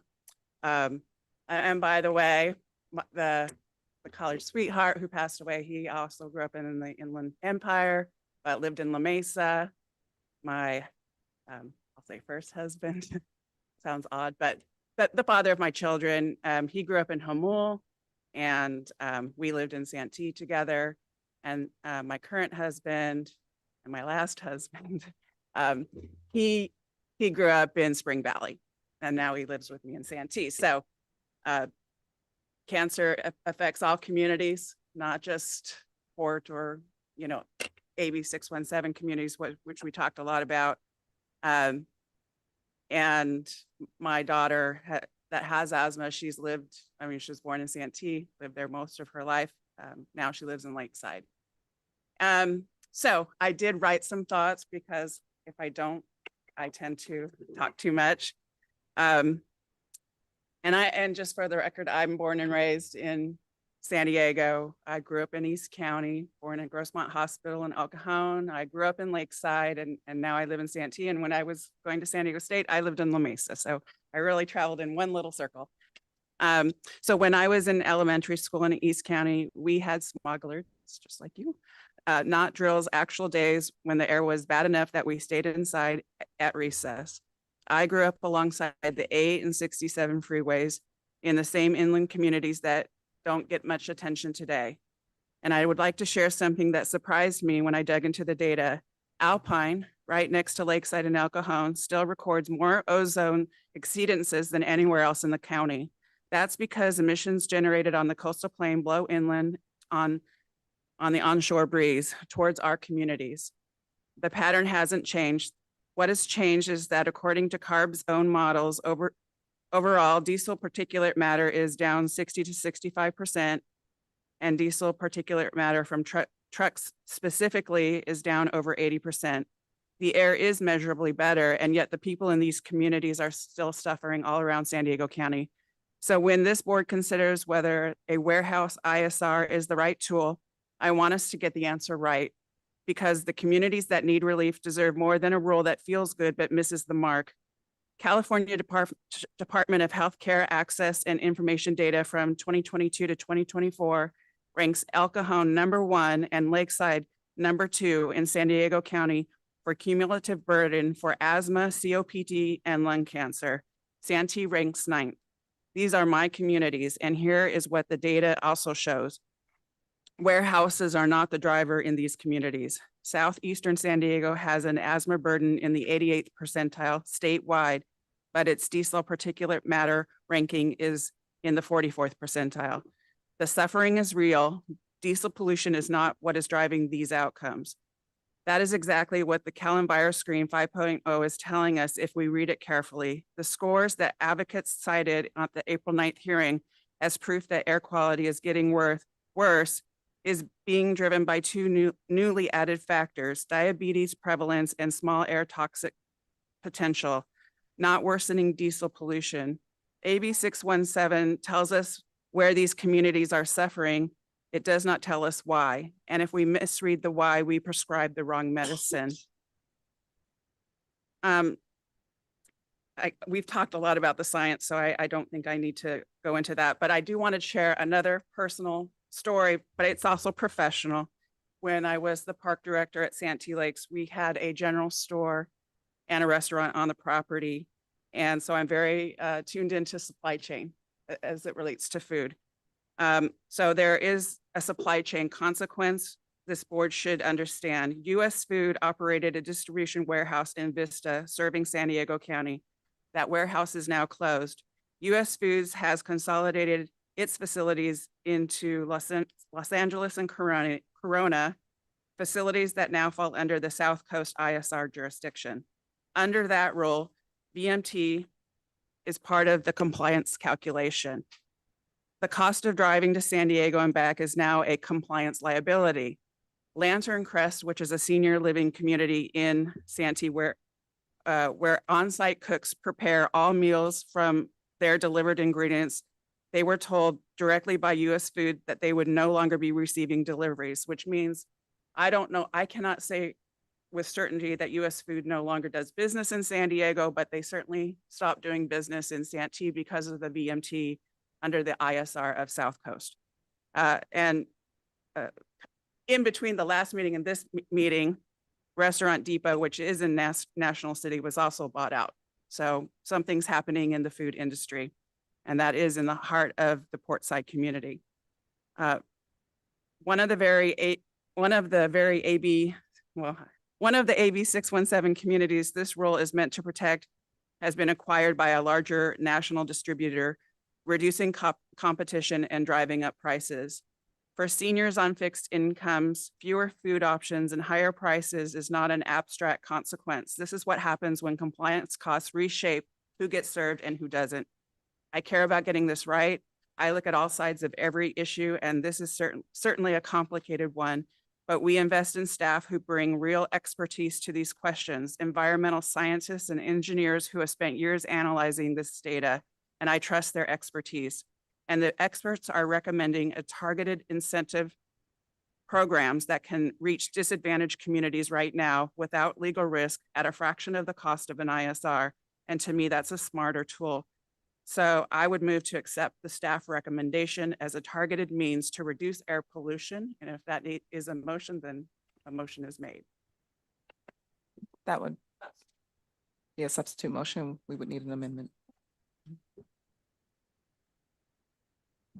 Would anyone else like to speak? Oh, sorry, Member Stigler Granados. Thank you so much. And thank you also to the community members who came and like was already said, spent your day here. I know it's a big effort to come out and speak your mind to everyone who's here who shared their opinions, and we appreciate them.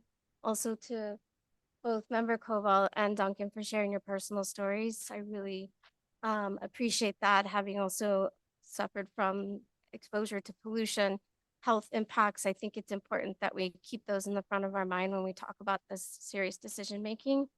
A couple of things too. I also wanted to thank the staff for their hard work and effort. And I want to say that my comments in no way reflect upon your science or your efforts, because I have a lot of deep respect for everything that you do. I hope you know that. I try to express that to you all a lot, my deep appreciation. But as we know, science is sometimes a guessing game, right? Sometimes it's perfect. I actually, as a scientist, have never found a perfect science. There's always a lot of room for variability. And so with this, I just want to state that I also had to do a lot of homework as well. And at the end of a busy semester, I was not a fan of doing a lot of homework. I just have to say that. But appreciated the opportunity to read over the white paper. I also appreciated the update on the 5.0 CalEnviro screen. That was great. And that helped me a lot to process a little bit more of what you're saying. I was going to say too that I feel like uncertainty in this analysis doesn't automatically mean that we should interpret this as evidence that these impacts are insignificant. And I want to also remind us that a lot of the communities we've been speaking about have cumulative impacts in their communities. And these cumulative impacts mean that it's not just from particulate pollution, it's also the jobs that they hold that sometimes expose them to toxins and pollution. It's also all of the other things in their lives that create that. And I want to comment too on the diabetes and the other risks that were added to 5.0. And I appreciate different people's opinions about that. I have a lot of respect for OEHA, the agency that's developing this CalEnviro screen, and diabetes was added because people who suffer from diabetes, which we do in my family, also are way more susceptible to the impacts of pollution. And there's also a feedback loop where we actually think the exposure to some of this pollution could be some of the predictors and causes of diabetes. And I think that that's important to note, that that's why that was included. We do have increases in diabetes, and also there's a direct link. Dr. Burkbeck Garcia taught me this, that people not being able to go outdoors to exercise is also another indirect link to, or direct link, actually, I'm sorry, direct link to causation of diabetes. And so this is also something why I think OEHA took this into consideration within their model. And so I'm also going to make a comment too about the COBRA model that was used, which I also love this model, by the way. I'm a fan of it, but it's just a screening tool. So it's definitely not a way to sort of assess what these actual health impacts are. And models are only as good as the variables and that you put into them. And unfortunately, right now, and after reading the white paper, you also know this as well. I think you said this in the paper. There's a lot of variability within understanding how many warehouses there really are, and if these warehouses are active or inactive. And so I feel like there's also important to note that with our own case study here sort of showing that there's a lot of uncertainty in that warehouse inventory itself, it's really hard to state what the actual health impacts would be. And so as much as I love that COBRA model, I don't think we have all the necessary variables to plug into it that make it solid proof that there's very little health impact that would come as a result of an ISR. So I think with that, I'll probably leave it at that. I do, well, actually a little bit more, having now being on the CARB board and seeing how we're talking about the direct impacts of current federal state of the way things are impacting some of these programs that are aimed at reducing emissions in our communities being attacked right now. It does really feel like we have to take things into our own hands to be able to continue to pursue avenues to reduce these emissions. And hearing, and I also read the report about us being the 4th or 5th worst city in the country in terms of particulate matter. That's pretty disturbing. And so I feel like every crack we can take at bringing down the pollution impacts, especially in our most vulnerable communities, is really important. And so I do support an ISR. I also do think incentives are important as well. So I think that there's a pathway for both. And I do think that there's a way to continue to ground truth the science on these warehouses so we can better understand how we can accurately reflect the health impacts, which I personally think from my public health hat perspective, that we would see greater health benefits of this rule if it is implemented, especially along with the incentives as well. So thank you.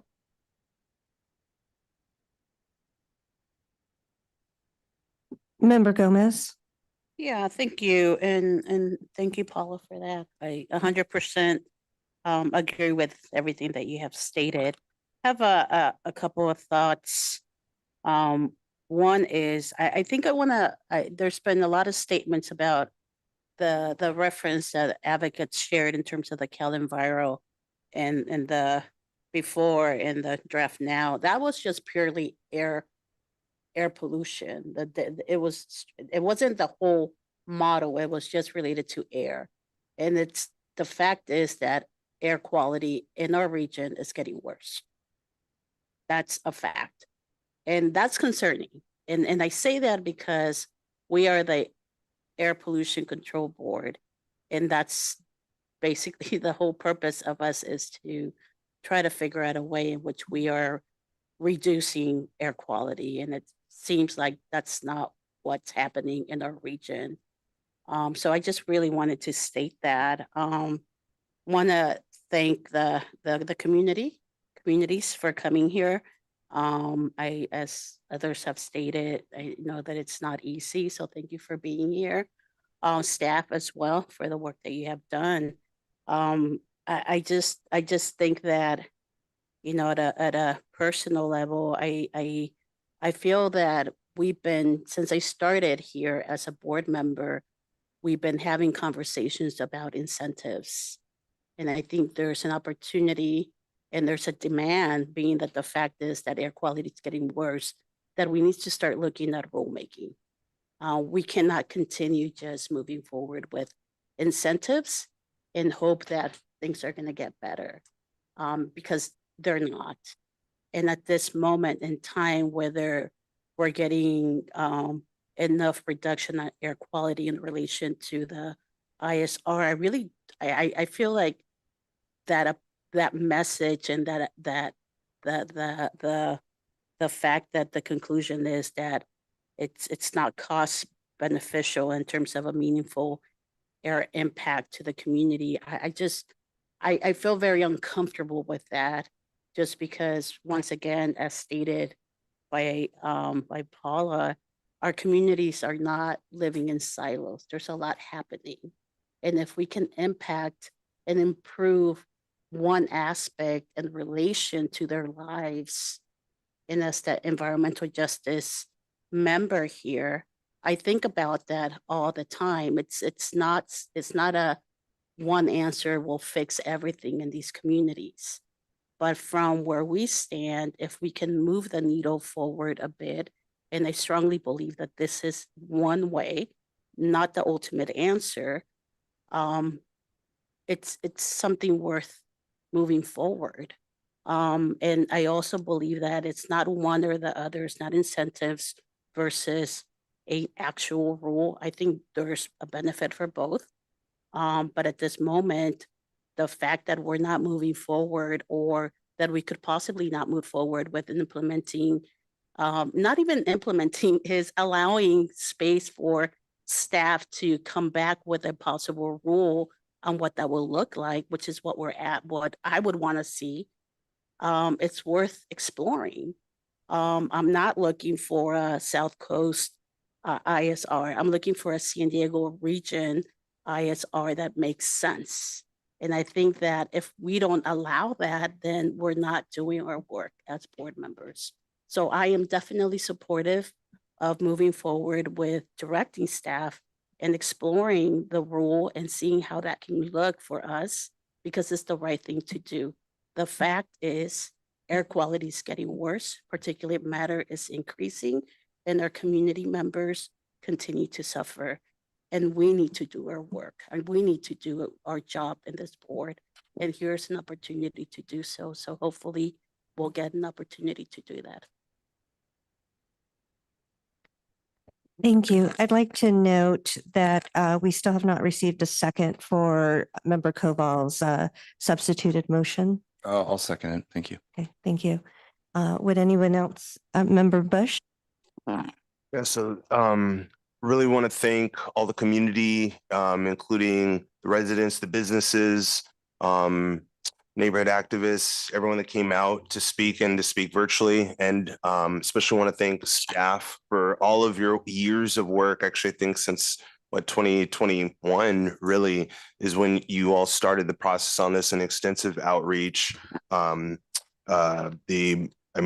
Dozens of community meetings working with our portside communities, the warehouse industry. So I want to remind and just or at least share that with the public and everyone, that our staff under the leadership of Paula and just everyone underneath you, and I think our board is the most pro environmental justice organization, public agency in San Diego County, I believe with all of my heart. And I've only seen them recommend advancements and regulation to address air pollution. This is one of the first times that they're asking us and they're recommending to us to go with incentives instead of a rulemaking. And so one of the things that I'm leaning more towards supporting the staff recommendation, because one of the things that I think is missing in some of the pro comments on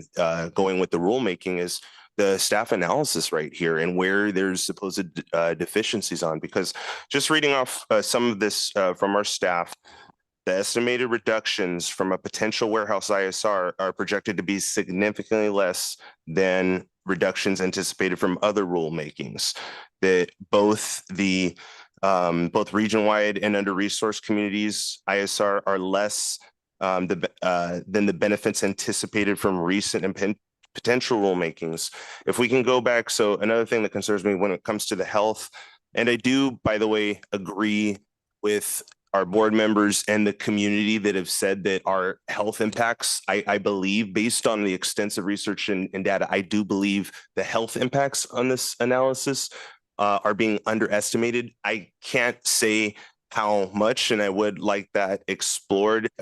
I appreciate Dr. Member Siglos Granados for you bringing up the COBRA model, and I think that's. I mean, we can we only have so many models and there's only so much data analysis that our staff can review. So could we look into more? I think we could, yes. But what is the cost of that? And what's the cost lost at handling things right now? So one of the things, so I heard from so many community members, we need action now. The reality is this rulemaking is going to take 2 years before we even get to that point. So I don't want us, yeah, we could use action right now, but I also don't want us to think that this is going to be the thing that addresses our health issues and our cancer right now or asthma right now. Could it help in the long term? So it shows it could, but if you can go back to the slide of the staff presentation on the, I think it was the second or the third slide on the health impacts. So I saw it was on the health impacts. I think it was 19. Yes, Mike, did you have something? Slide 3. So and it showed the reduction of the health benefits. And I actually had some clarifying questions about that because I wrote down on here, and it was in the staff report, that if this rule is implemented, it's less than 5 people in our portside communities that would be like, what can you explain what that means? Because and I want the public to understand this too. We can question it, but I don't think we've really talked, and at least I haven't heard from my colleagues what you all think is deficient in this, because this, to me, for all of the cost and the research and the time that we have already seen away from things that are helping community members right now, like the PAIR program in my community in National City that has gotten delayed, or the air filters that have gotten delayed that are supposed to be for diesel particulate matter and NOx emissions, and the air monitors. So air filters and air monitors have been delayed. That helps people right now that we can help. So what is the correlation? What can staff explains what that number means? The change in health incidences per year, 5 on the portside communities, 19 people in the border region. Yeah, thank you, board member. So that is the change in health incidences related from the COBRA tool. So that COBRA tool takes a lot of epidemiological studies into account and the emission reductions, and then it looks at a number of factors of health-related incidents like asthma, infant mortality, emergency room visits, cardiac events. There's about 20 or so different things that it encapsulates. And so when you see that less than 5, that means in total of those 20 some odd factors that are included, like cardiac events, asthma rates, you're seeing less than 5 of those in portside area would occur on a yearly basis. So that is that hospital visits, or it includes hospital visits as well. Does it include deaths?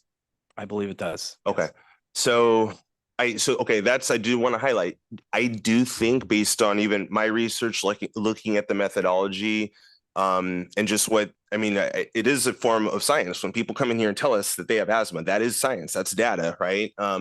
So I do think that number is undercounted because often people don't have insurance. They delay hospital visits until, so there's a number of factors that I think has this number lower than what it would be. I don't think that it would be that much more significant for all this time, money that we're investing in this particular form of a rule.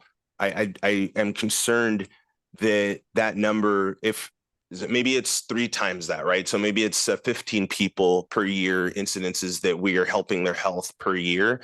So I think it would be better to give 100, 1,000, I don't know what that number is, but air filters that in people's homes that could address that, if that's the number. So I would like that explored more. We're hearing from our board, but just based on the data, and this has been extensive research, extensive data, years of our staff's time. So I do want to say it's not that I just trust you guys, because I do trust you all, but trust but verify. So we have to look at all the data, and the data is clear.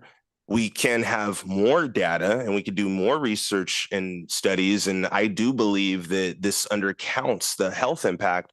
But then for me, I would like to hear from some of my colleagues even more, because I'm open to being convinced right here on this, but I haven't heard anything specific on the several bullet points that are identified in the second and third page, and even in the summary of the report, like what there is missing. Like, do we really think this is the most effective approach to reducing the emissions and the health risks? And the other number that gets to me is that of all this, if you can go to the slide, I think that shows the total sources of diesel particulate matter. So we're not even addressing that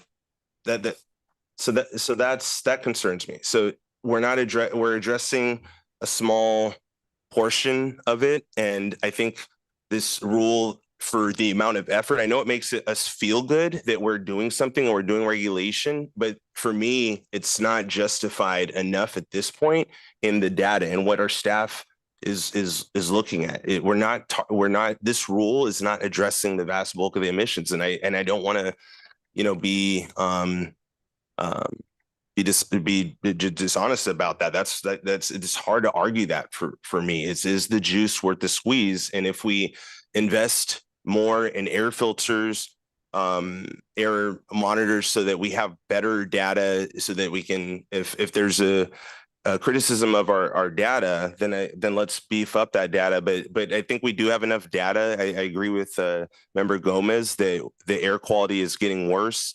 But in our current budget situation, one thing that concerns me, all these federal actions have wiped out so much of our resources, so much of our regulation ability. So at this time, to me, it doesn't make sense to go forward with this as written. So I'm open to hearing from more of my colleagues to be challenged and convincing me on this, but that's my concern.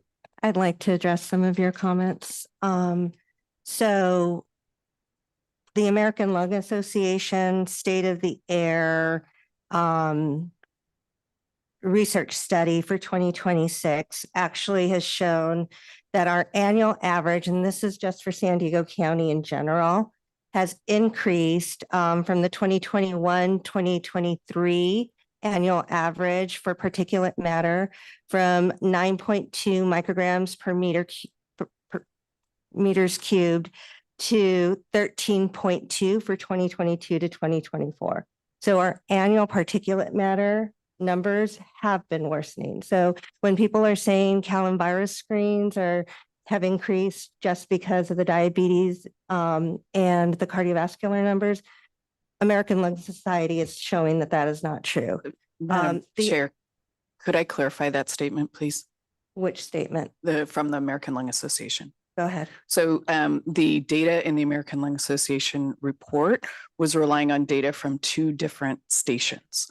So the 9.2 that you mentioned was from our Sherman Elementary site because at the time we did not have a border located site that was a federal reference method monitor.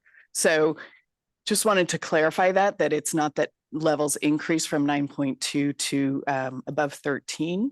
The data that's currently in the report reflects subsequent years at a different location. So it could have been, but so then it's not apples to apples, but that doesn't say Correct. It hasn't worsened. It We hasn't don't know. worsened at Sherman. At Sherman, but we don't have the numbers for Sherman to know if it's worsened or not. We do. I could ask staff to get back How about to us the on numbers that. at the border? The numbers at the border, that's the first year for our, the first set of years for our federal reference method. Right, but so there's no comparison.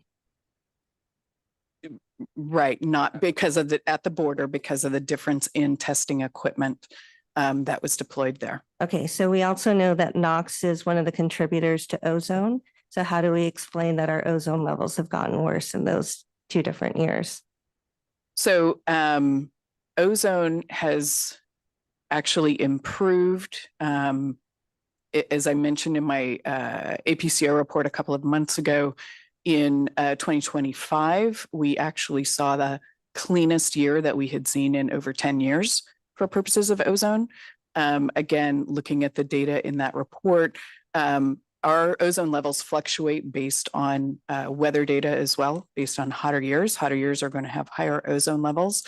So again, it's dependent on that time frame that they were looking at. Okay, yeah, because here it says our average annual weighted average number of high ozone days from 21 to 23 was 27.5. from 22 to 24 was 37.8. So that's a 2-year average. So what was our 2025 numbers? I'd have to pull that back up. But again, that was something that I referenced in my APCRO report, I believe at the February board meeting. Okay. Sorry, now I forgot my train of I thought. apologize. I just wanted to clarify It's a that lot of though, data, just so- because of the Right. difference in the emission levels at different stations. Okay. I'm going to, I can't remember what other question you had, Marcus. It was, no, but this is helpful. So I really appreciate this, Chair.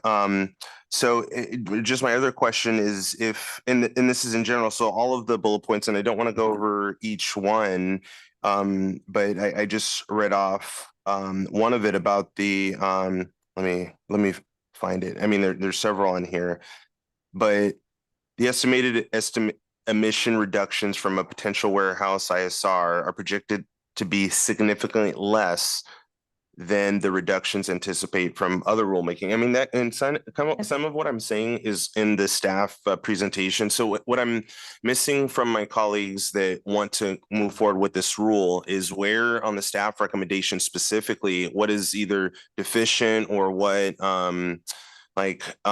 especially on this, because I think what I'm not hearing is like 0.5% or just some of these, that's really not, we're not really addressing the issue. So not only is this going to take 2 years to develop, and there's the resources. So 200,000 is already budgeted, but it's going to be an additional $500,000. And then we already have the constraints from the feds, losing money and all that. So that's money we're spending on this. There's the risk of it getting overturned with lawsuits. So that's a risk we've all kind of addressed, but at the end of it, that 0.5% reduction in emissions, and then the sublayer under that was the health impacts, which I do think are understated. I just don't know and can't say how much they're understated, but I do think they're understated. It seems like minimal for the amount of effort that we're going into it. So that's what I want to try to be. I'm trying to get there and be convinced, but it's just the data's right here, and it's really hard. So the way I'm looking at it is we are making a motion for the staff to start the rulemaking process, not to make the rule law at this point today.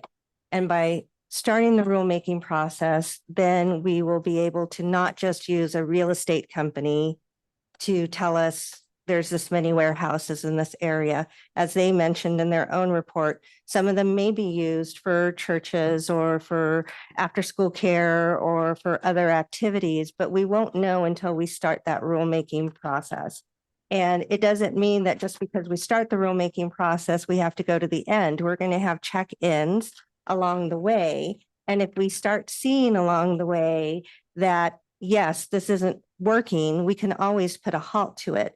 But the health impacts, like you said, I don't think these numbers are correct. The cost benefits, I don't know. We haven't started the rulemaking process yet. We may actually have, better numbers than what they're showing. I was looking at an article from the Emmett Institute of Climate Change and Environment through UCLA's Pittsburgh School of Law, I think it's called, or it's a Pittsburgh brief. Because I know there's concern about like industry leaving. And one of the things they said here, and I'm just quoting it here, the critics had speculated the warehouse ISR might harm industry if adopted. The number of warehouses in the South Coast Air Basin has grown robustly since the rule's adoption, with South Coast analysis revealing that the ISR, quote unquote, had minimal impact on warehousing demand, as predicted in the South Coast Financial Socioeconomic Impact Analysis for Rule 2305. So when I'm looking at these things from South Coast, from San Joaquin Valley, as I stated at the very beginning, San Diego, our hometown, is very different than these places. And so we're really not going to know what's going on unless we start going down that rulemaking process. And so for me, the health of our community is important enough to me, not that it's not to you guys, but for myself, for me to vote let's start looking into this. Let's start this rulemaking process. But I'm not going to say that 6 months from now, if the staff comes back and says, okay, now we've gone out, looked at these warehouses, and we were right. Sorry, Chair. We were right. You know, we wanted better health impacts than we were showing.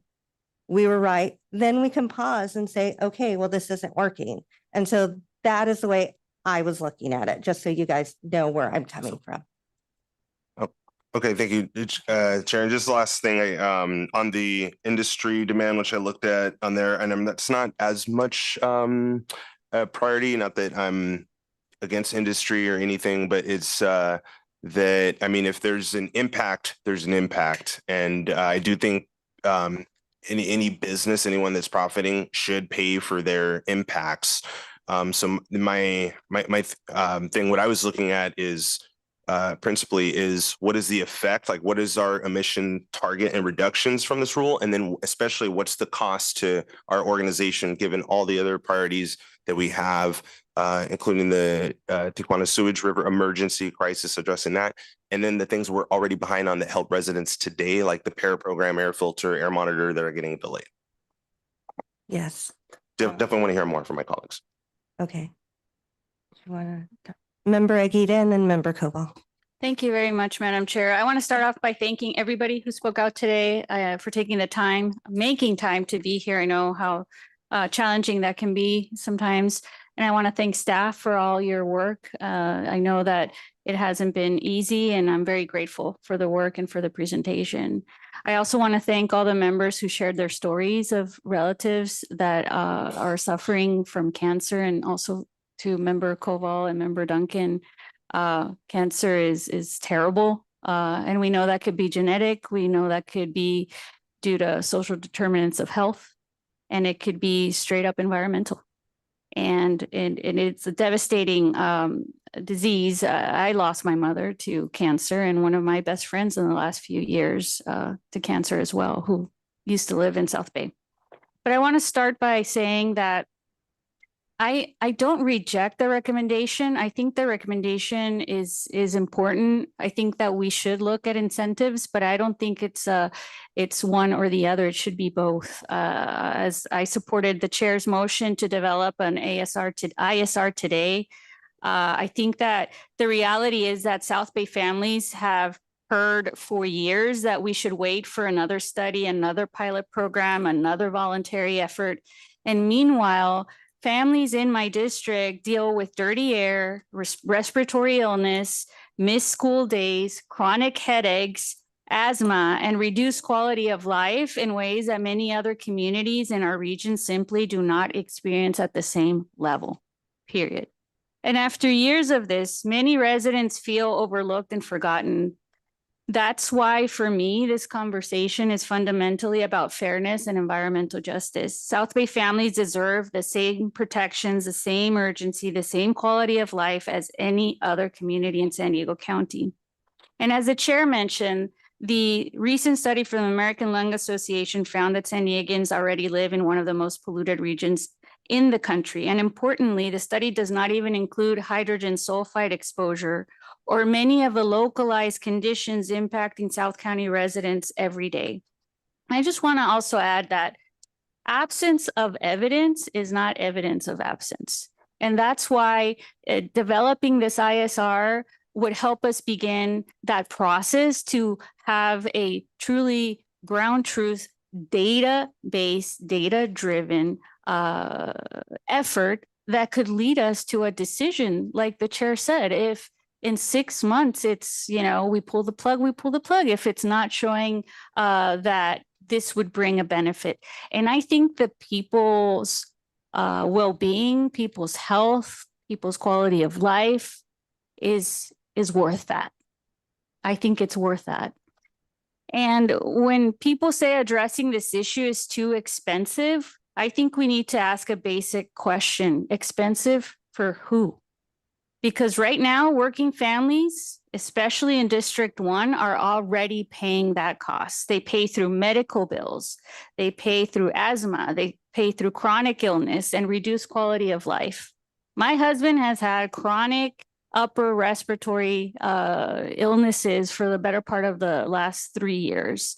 I see it firsthand, and I hear you when you tell me in first person that you are experiencing that. While concerns about litigation have been raised, fear of lawsuits shouldn't stop us from exploring solutions. As Member Gomez said, we are the Air Pollution Control District Board of Directors. That is literally our task. We need to control pollution. That's why we're here. That is our mandate. Other air districts across the country have implemented ISR programs that were tailored to fit local conditions and local needs. And at the end of the day, this comes down to a simple question. Will we continue asking South Bay communities to wait, suffer, and sacrifice, or are we finally willing to take action? My constituents are not asking for special treatment. We're asking for fairness. We're asking for help. And they're asking us to finally bring some urgency to South County and to the communities that are so severely impacted by port and, well, historical port emissions. We know that we're making a lot of progress in that regard, but border crossings and the sewage crisis that we know is impacting us tremendously, not just with hydrogen sulfide, and I'll repeat that ad nauseum, but with volatile organic compounds and many other pollutants that can be accumulative in somebody's health. So I just want to take this opportunity to thank the chair for her years of leadership on this issue. I know it hasn't been easy, but I think what is easy is standing up for the people who are suffering and who are ready for change. And I think we have an opportunity to bring change through beginning a process to develop an ISR. And, you know, we have check-ins along the way and figure out if it works or not. Thank you very much. Thank you, Member Koval. Yes, thank you. And as part of, you triggered some thoughts, Member Bush, and why even the recommendation that I made is because when I read the staff report, to me, it sounds like this is a faster way to get what we're trying to accomplish as a board and improve the quality of life, air pollution. And so I guess maybe I misunderstood at the last meeting that if we adopted an ISR, it's this concrete thing and South Coast is the model and this is what you do because this is what you do. Not that we could develop a different policy. And I don't see why we couldn't do both in tandem. In when I think maybe some people might be stuck on incentive. You know, if you tell business it's an incentive, maybe I'm not going to do it. I don't know. I would expect milestones, check-ins for any program, whether you call it incentive or not. So that would be what I would want staff to do, but I just want to get there quicker. And so I kind of see both sides of this now.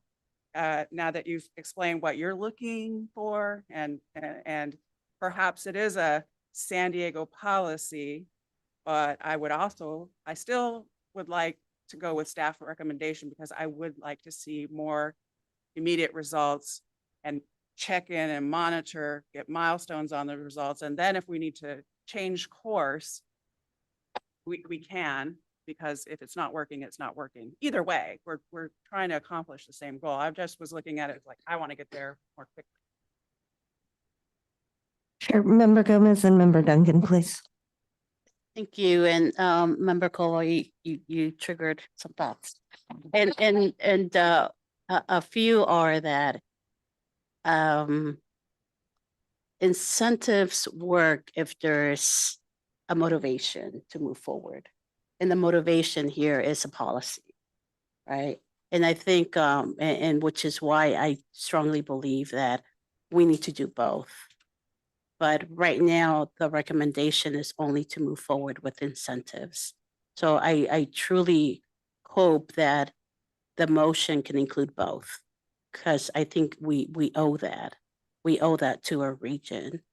The other thought that came, and I forgot I should have written it, so maybe I'll come back to it. So I apologize, but I do think that, as stated before, that in order for us to really do right for our region, I strongly believe that there needs to be a rule. And that rule, once again, shouldn't be compared to South Coast. I think that's how the conversation started in 2021.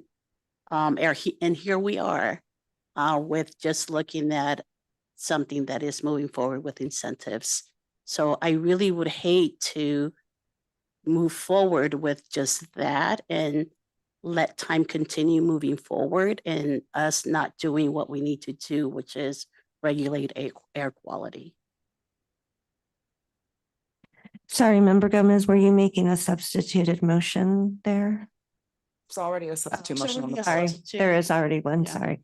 But I would love to, if that doesn't pass, to introduce another one. Would you like to make an amendment?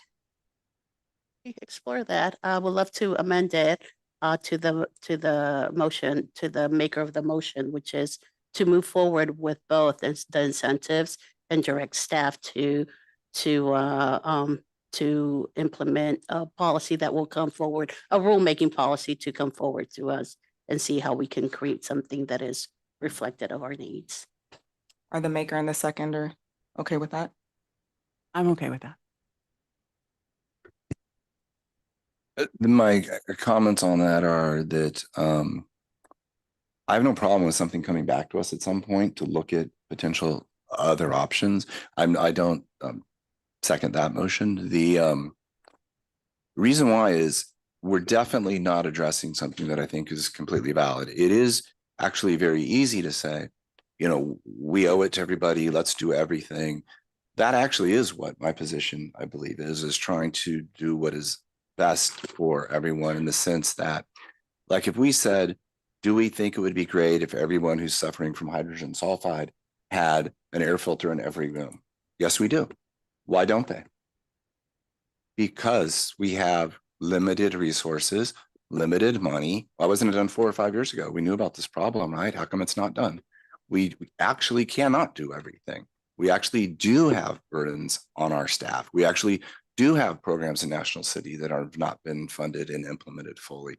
We actually have a world of reality that we live in. We don't live in the world of that, you know, we can just, you know, snap our fingers and do every single thing. So our actual job, the hard job that I believe that we're actually charged with, is to do the right thing, to look at what we know. So I'm not against exploring things. I'm not voting for starting the rulemaking. I'm fine to study whatever we need to about warehouses or whatever, but you don't have to have start the independent source rulemaking to do that. We can do that separately. But for me, is what do we know is most likely to work, or how we have better results? I actually believe that if this agency had never studied indirect source rule and never spent any staff time or money on it, we could have used that for things that we know would have reduced particulate matter better, especially in those more impacted communities.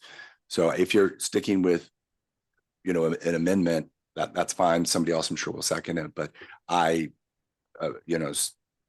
seconded the substitute motion for those reasons that I just stated. Yeah, I am going to stick with it because it's not saying we're adopting an ISR. We're just looking at policy for it for San Diego. I think it would depend on what the language of the motion is, because what was requested was to begin the rulemaking process in contravention of the staff recommendation.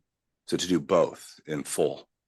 Right, but my ask was to move forward with the incentives as recommended by staff, as well as move forward with a rulemaking process that is crafted to fit our needs in San Diego. But isn't that just the first original motion?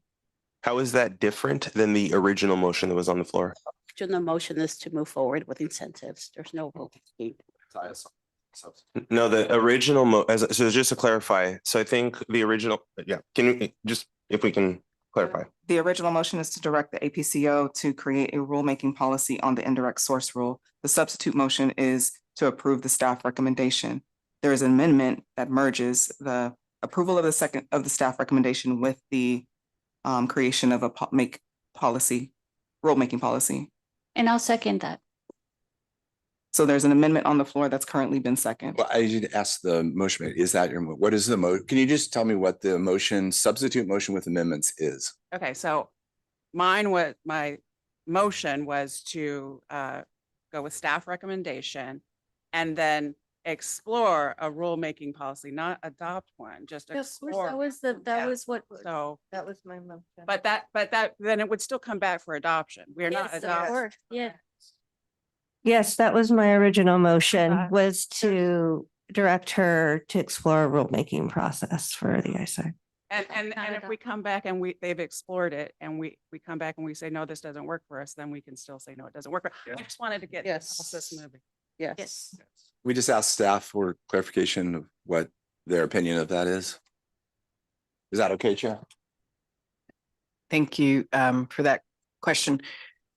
Yes, I mean, once we start the rulemaking process, we would go through the standard process of rule development, of looking at a socioeconomic impact report, CEQA review, bring that back to this board. And then at that point, the board would have a decision as to whether to move forward or not. It is, what is the cost of that? That's the initial cost estimate of approximately $700,000 that's spread over that 2-year window, basically, of the rural development process. Right, I just want to clarify that because that was That's a the base one-time and the cost. basis. Well, I would second that.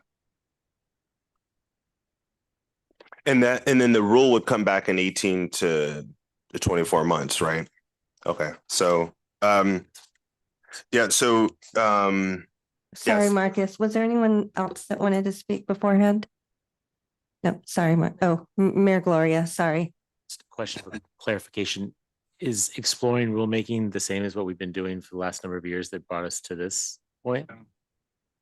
Yes, as I How is understand. it different? Well, I think there's exploring rulemaking, which is kind of what we've been doing, and then there's actual formal rulemaking. And I think that's what I'm hearing out of this. And I think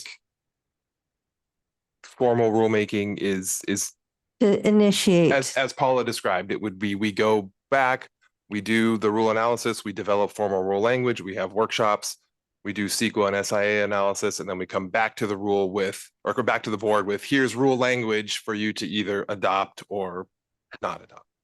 Correct. Okay, I understand. Sorry, Member Bush, are we ready to call a vote? So there's an amendment that's on the floor that's been accepted by the maker of the motion. Is the seconder okay with the amendment? No. Is there a second to the? Okay, so we'll move forward with the amendment and we'll do a roll call vote. Oh, can I have one last comment? Or one last, because I just wanted to speak directly to the members of the public. Thank you for coming speaking out, pero voy a hacerlo en español porque muchos vinieron para hablar en español. So, lo escuché gracias a la comunidad, especialmente EHC y el Sierra Club, y lo escuché que ocupamos acción y ocupamos acción ahorita. Mi problema con esa es gastando ese dinero en algo que, según la información, el data, que no es suficiente, que va a reducir las emisiones por los estudios y el trabajo que hicieron nuestros empleados. Y si confío en nuestros empleados aquí.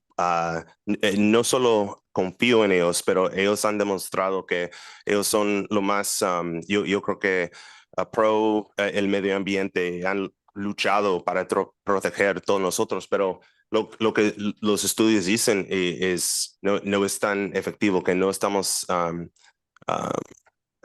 viendo la reducción de los emissions. And so por eso no quiero mover con haciendo el rulemaking. Yo creo que debemos gastar ese dinero mejor en los filtros, el air monitors que han tardado. Y para mí quiero enfocar en eso. Solo quería decir eso.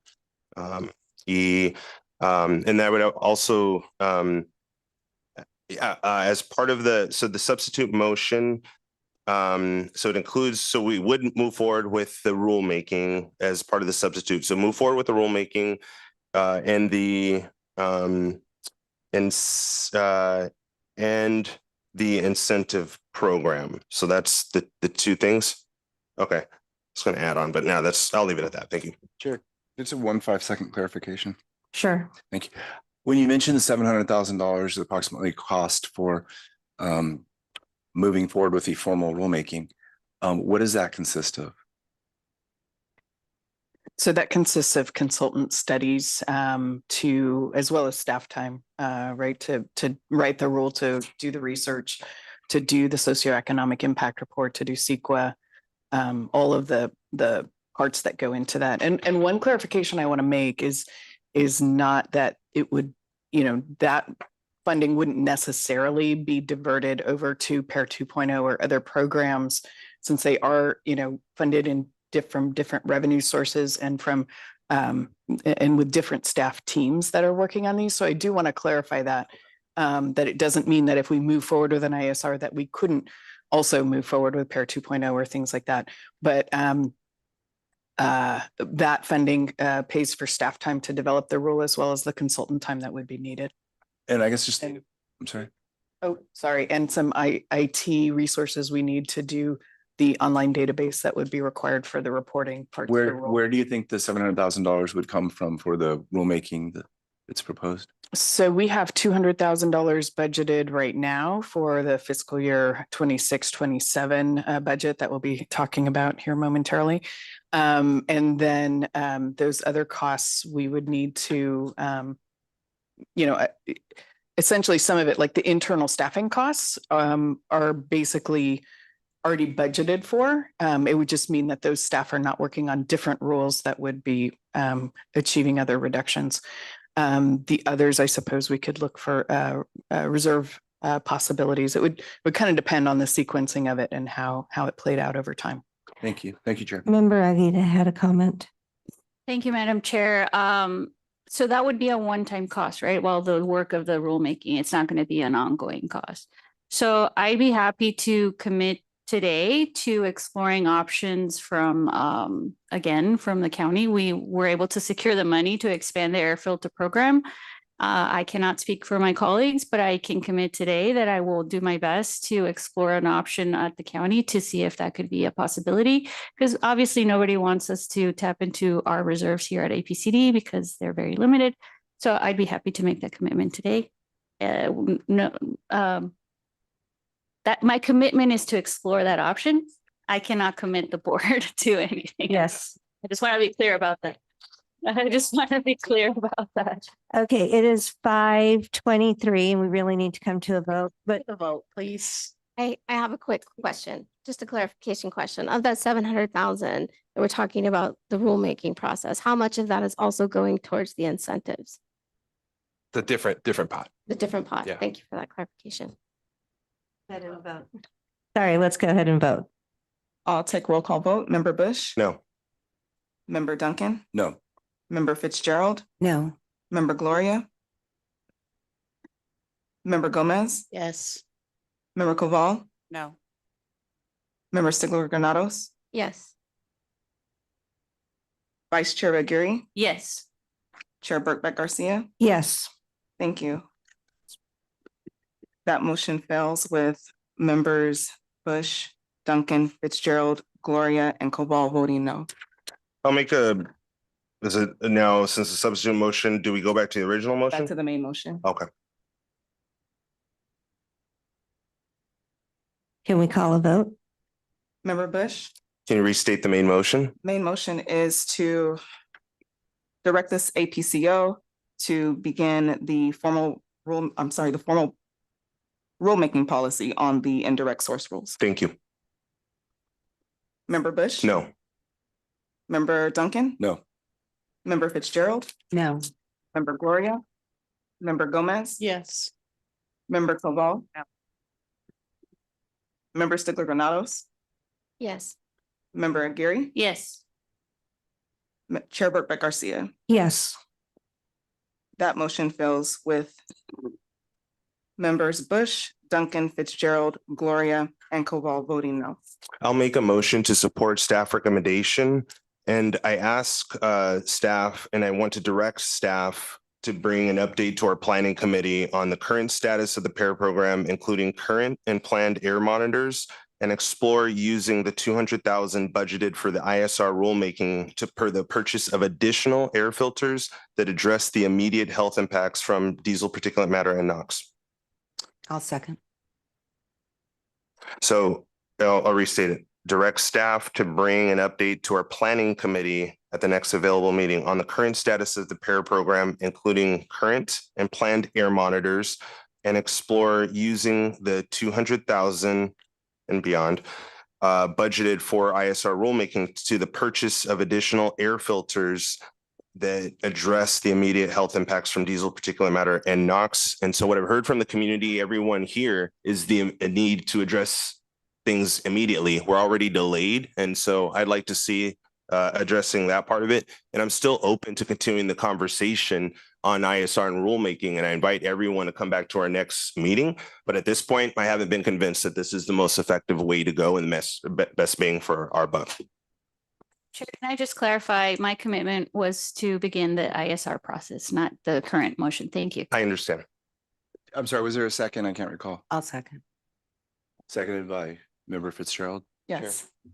Yes. There's roll call vote. Member Bush, Yes. Member Duncan, Yes. Member Fitzgerald, Yes. Member Gloria, Yes. Member Gomez, No. Member Koval, Member Stigler Granados, No. Vice Chair Aguirre, No. and Chair Brett Garcia. No. Thank you. With members Campbell and Lawson Rumor absent, that motion passes with board members Bush, Duncan, Fitzgerald, Gloria, and Koval voting aye.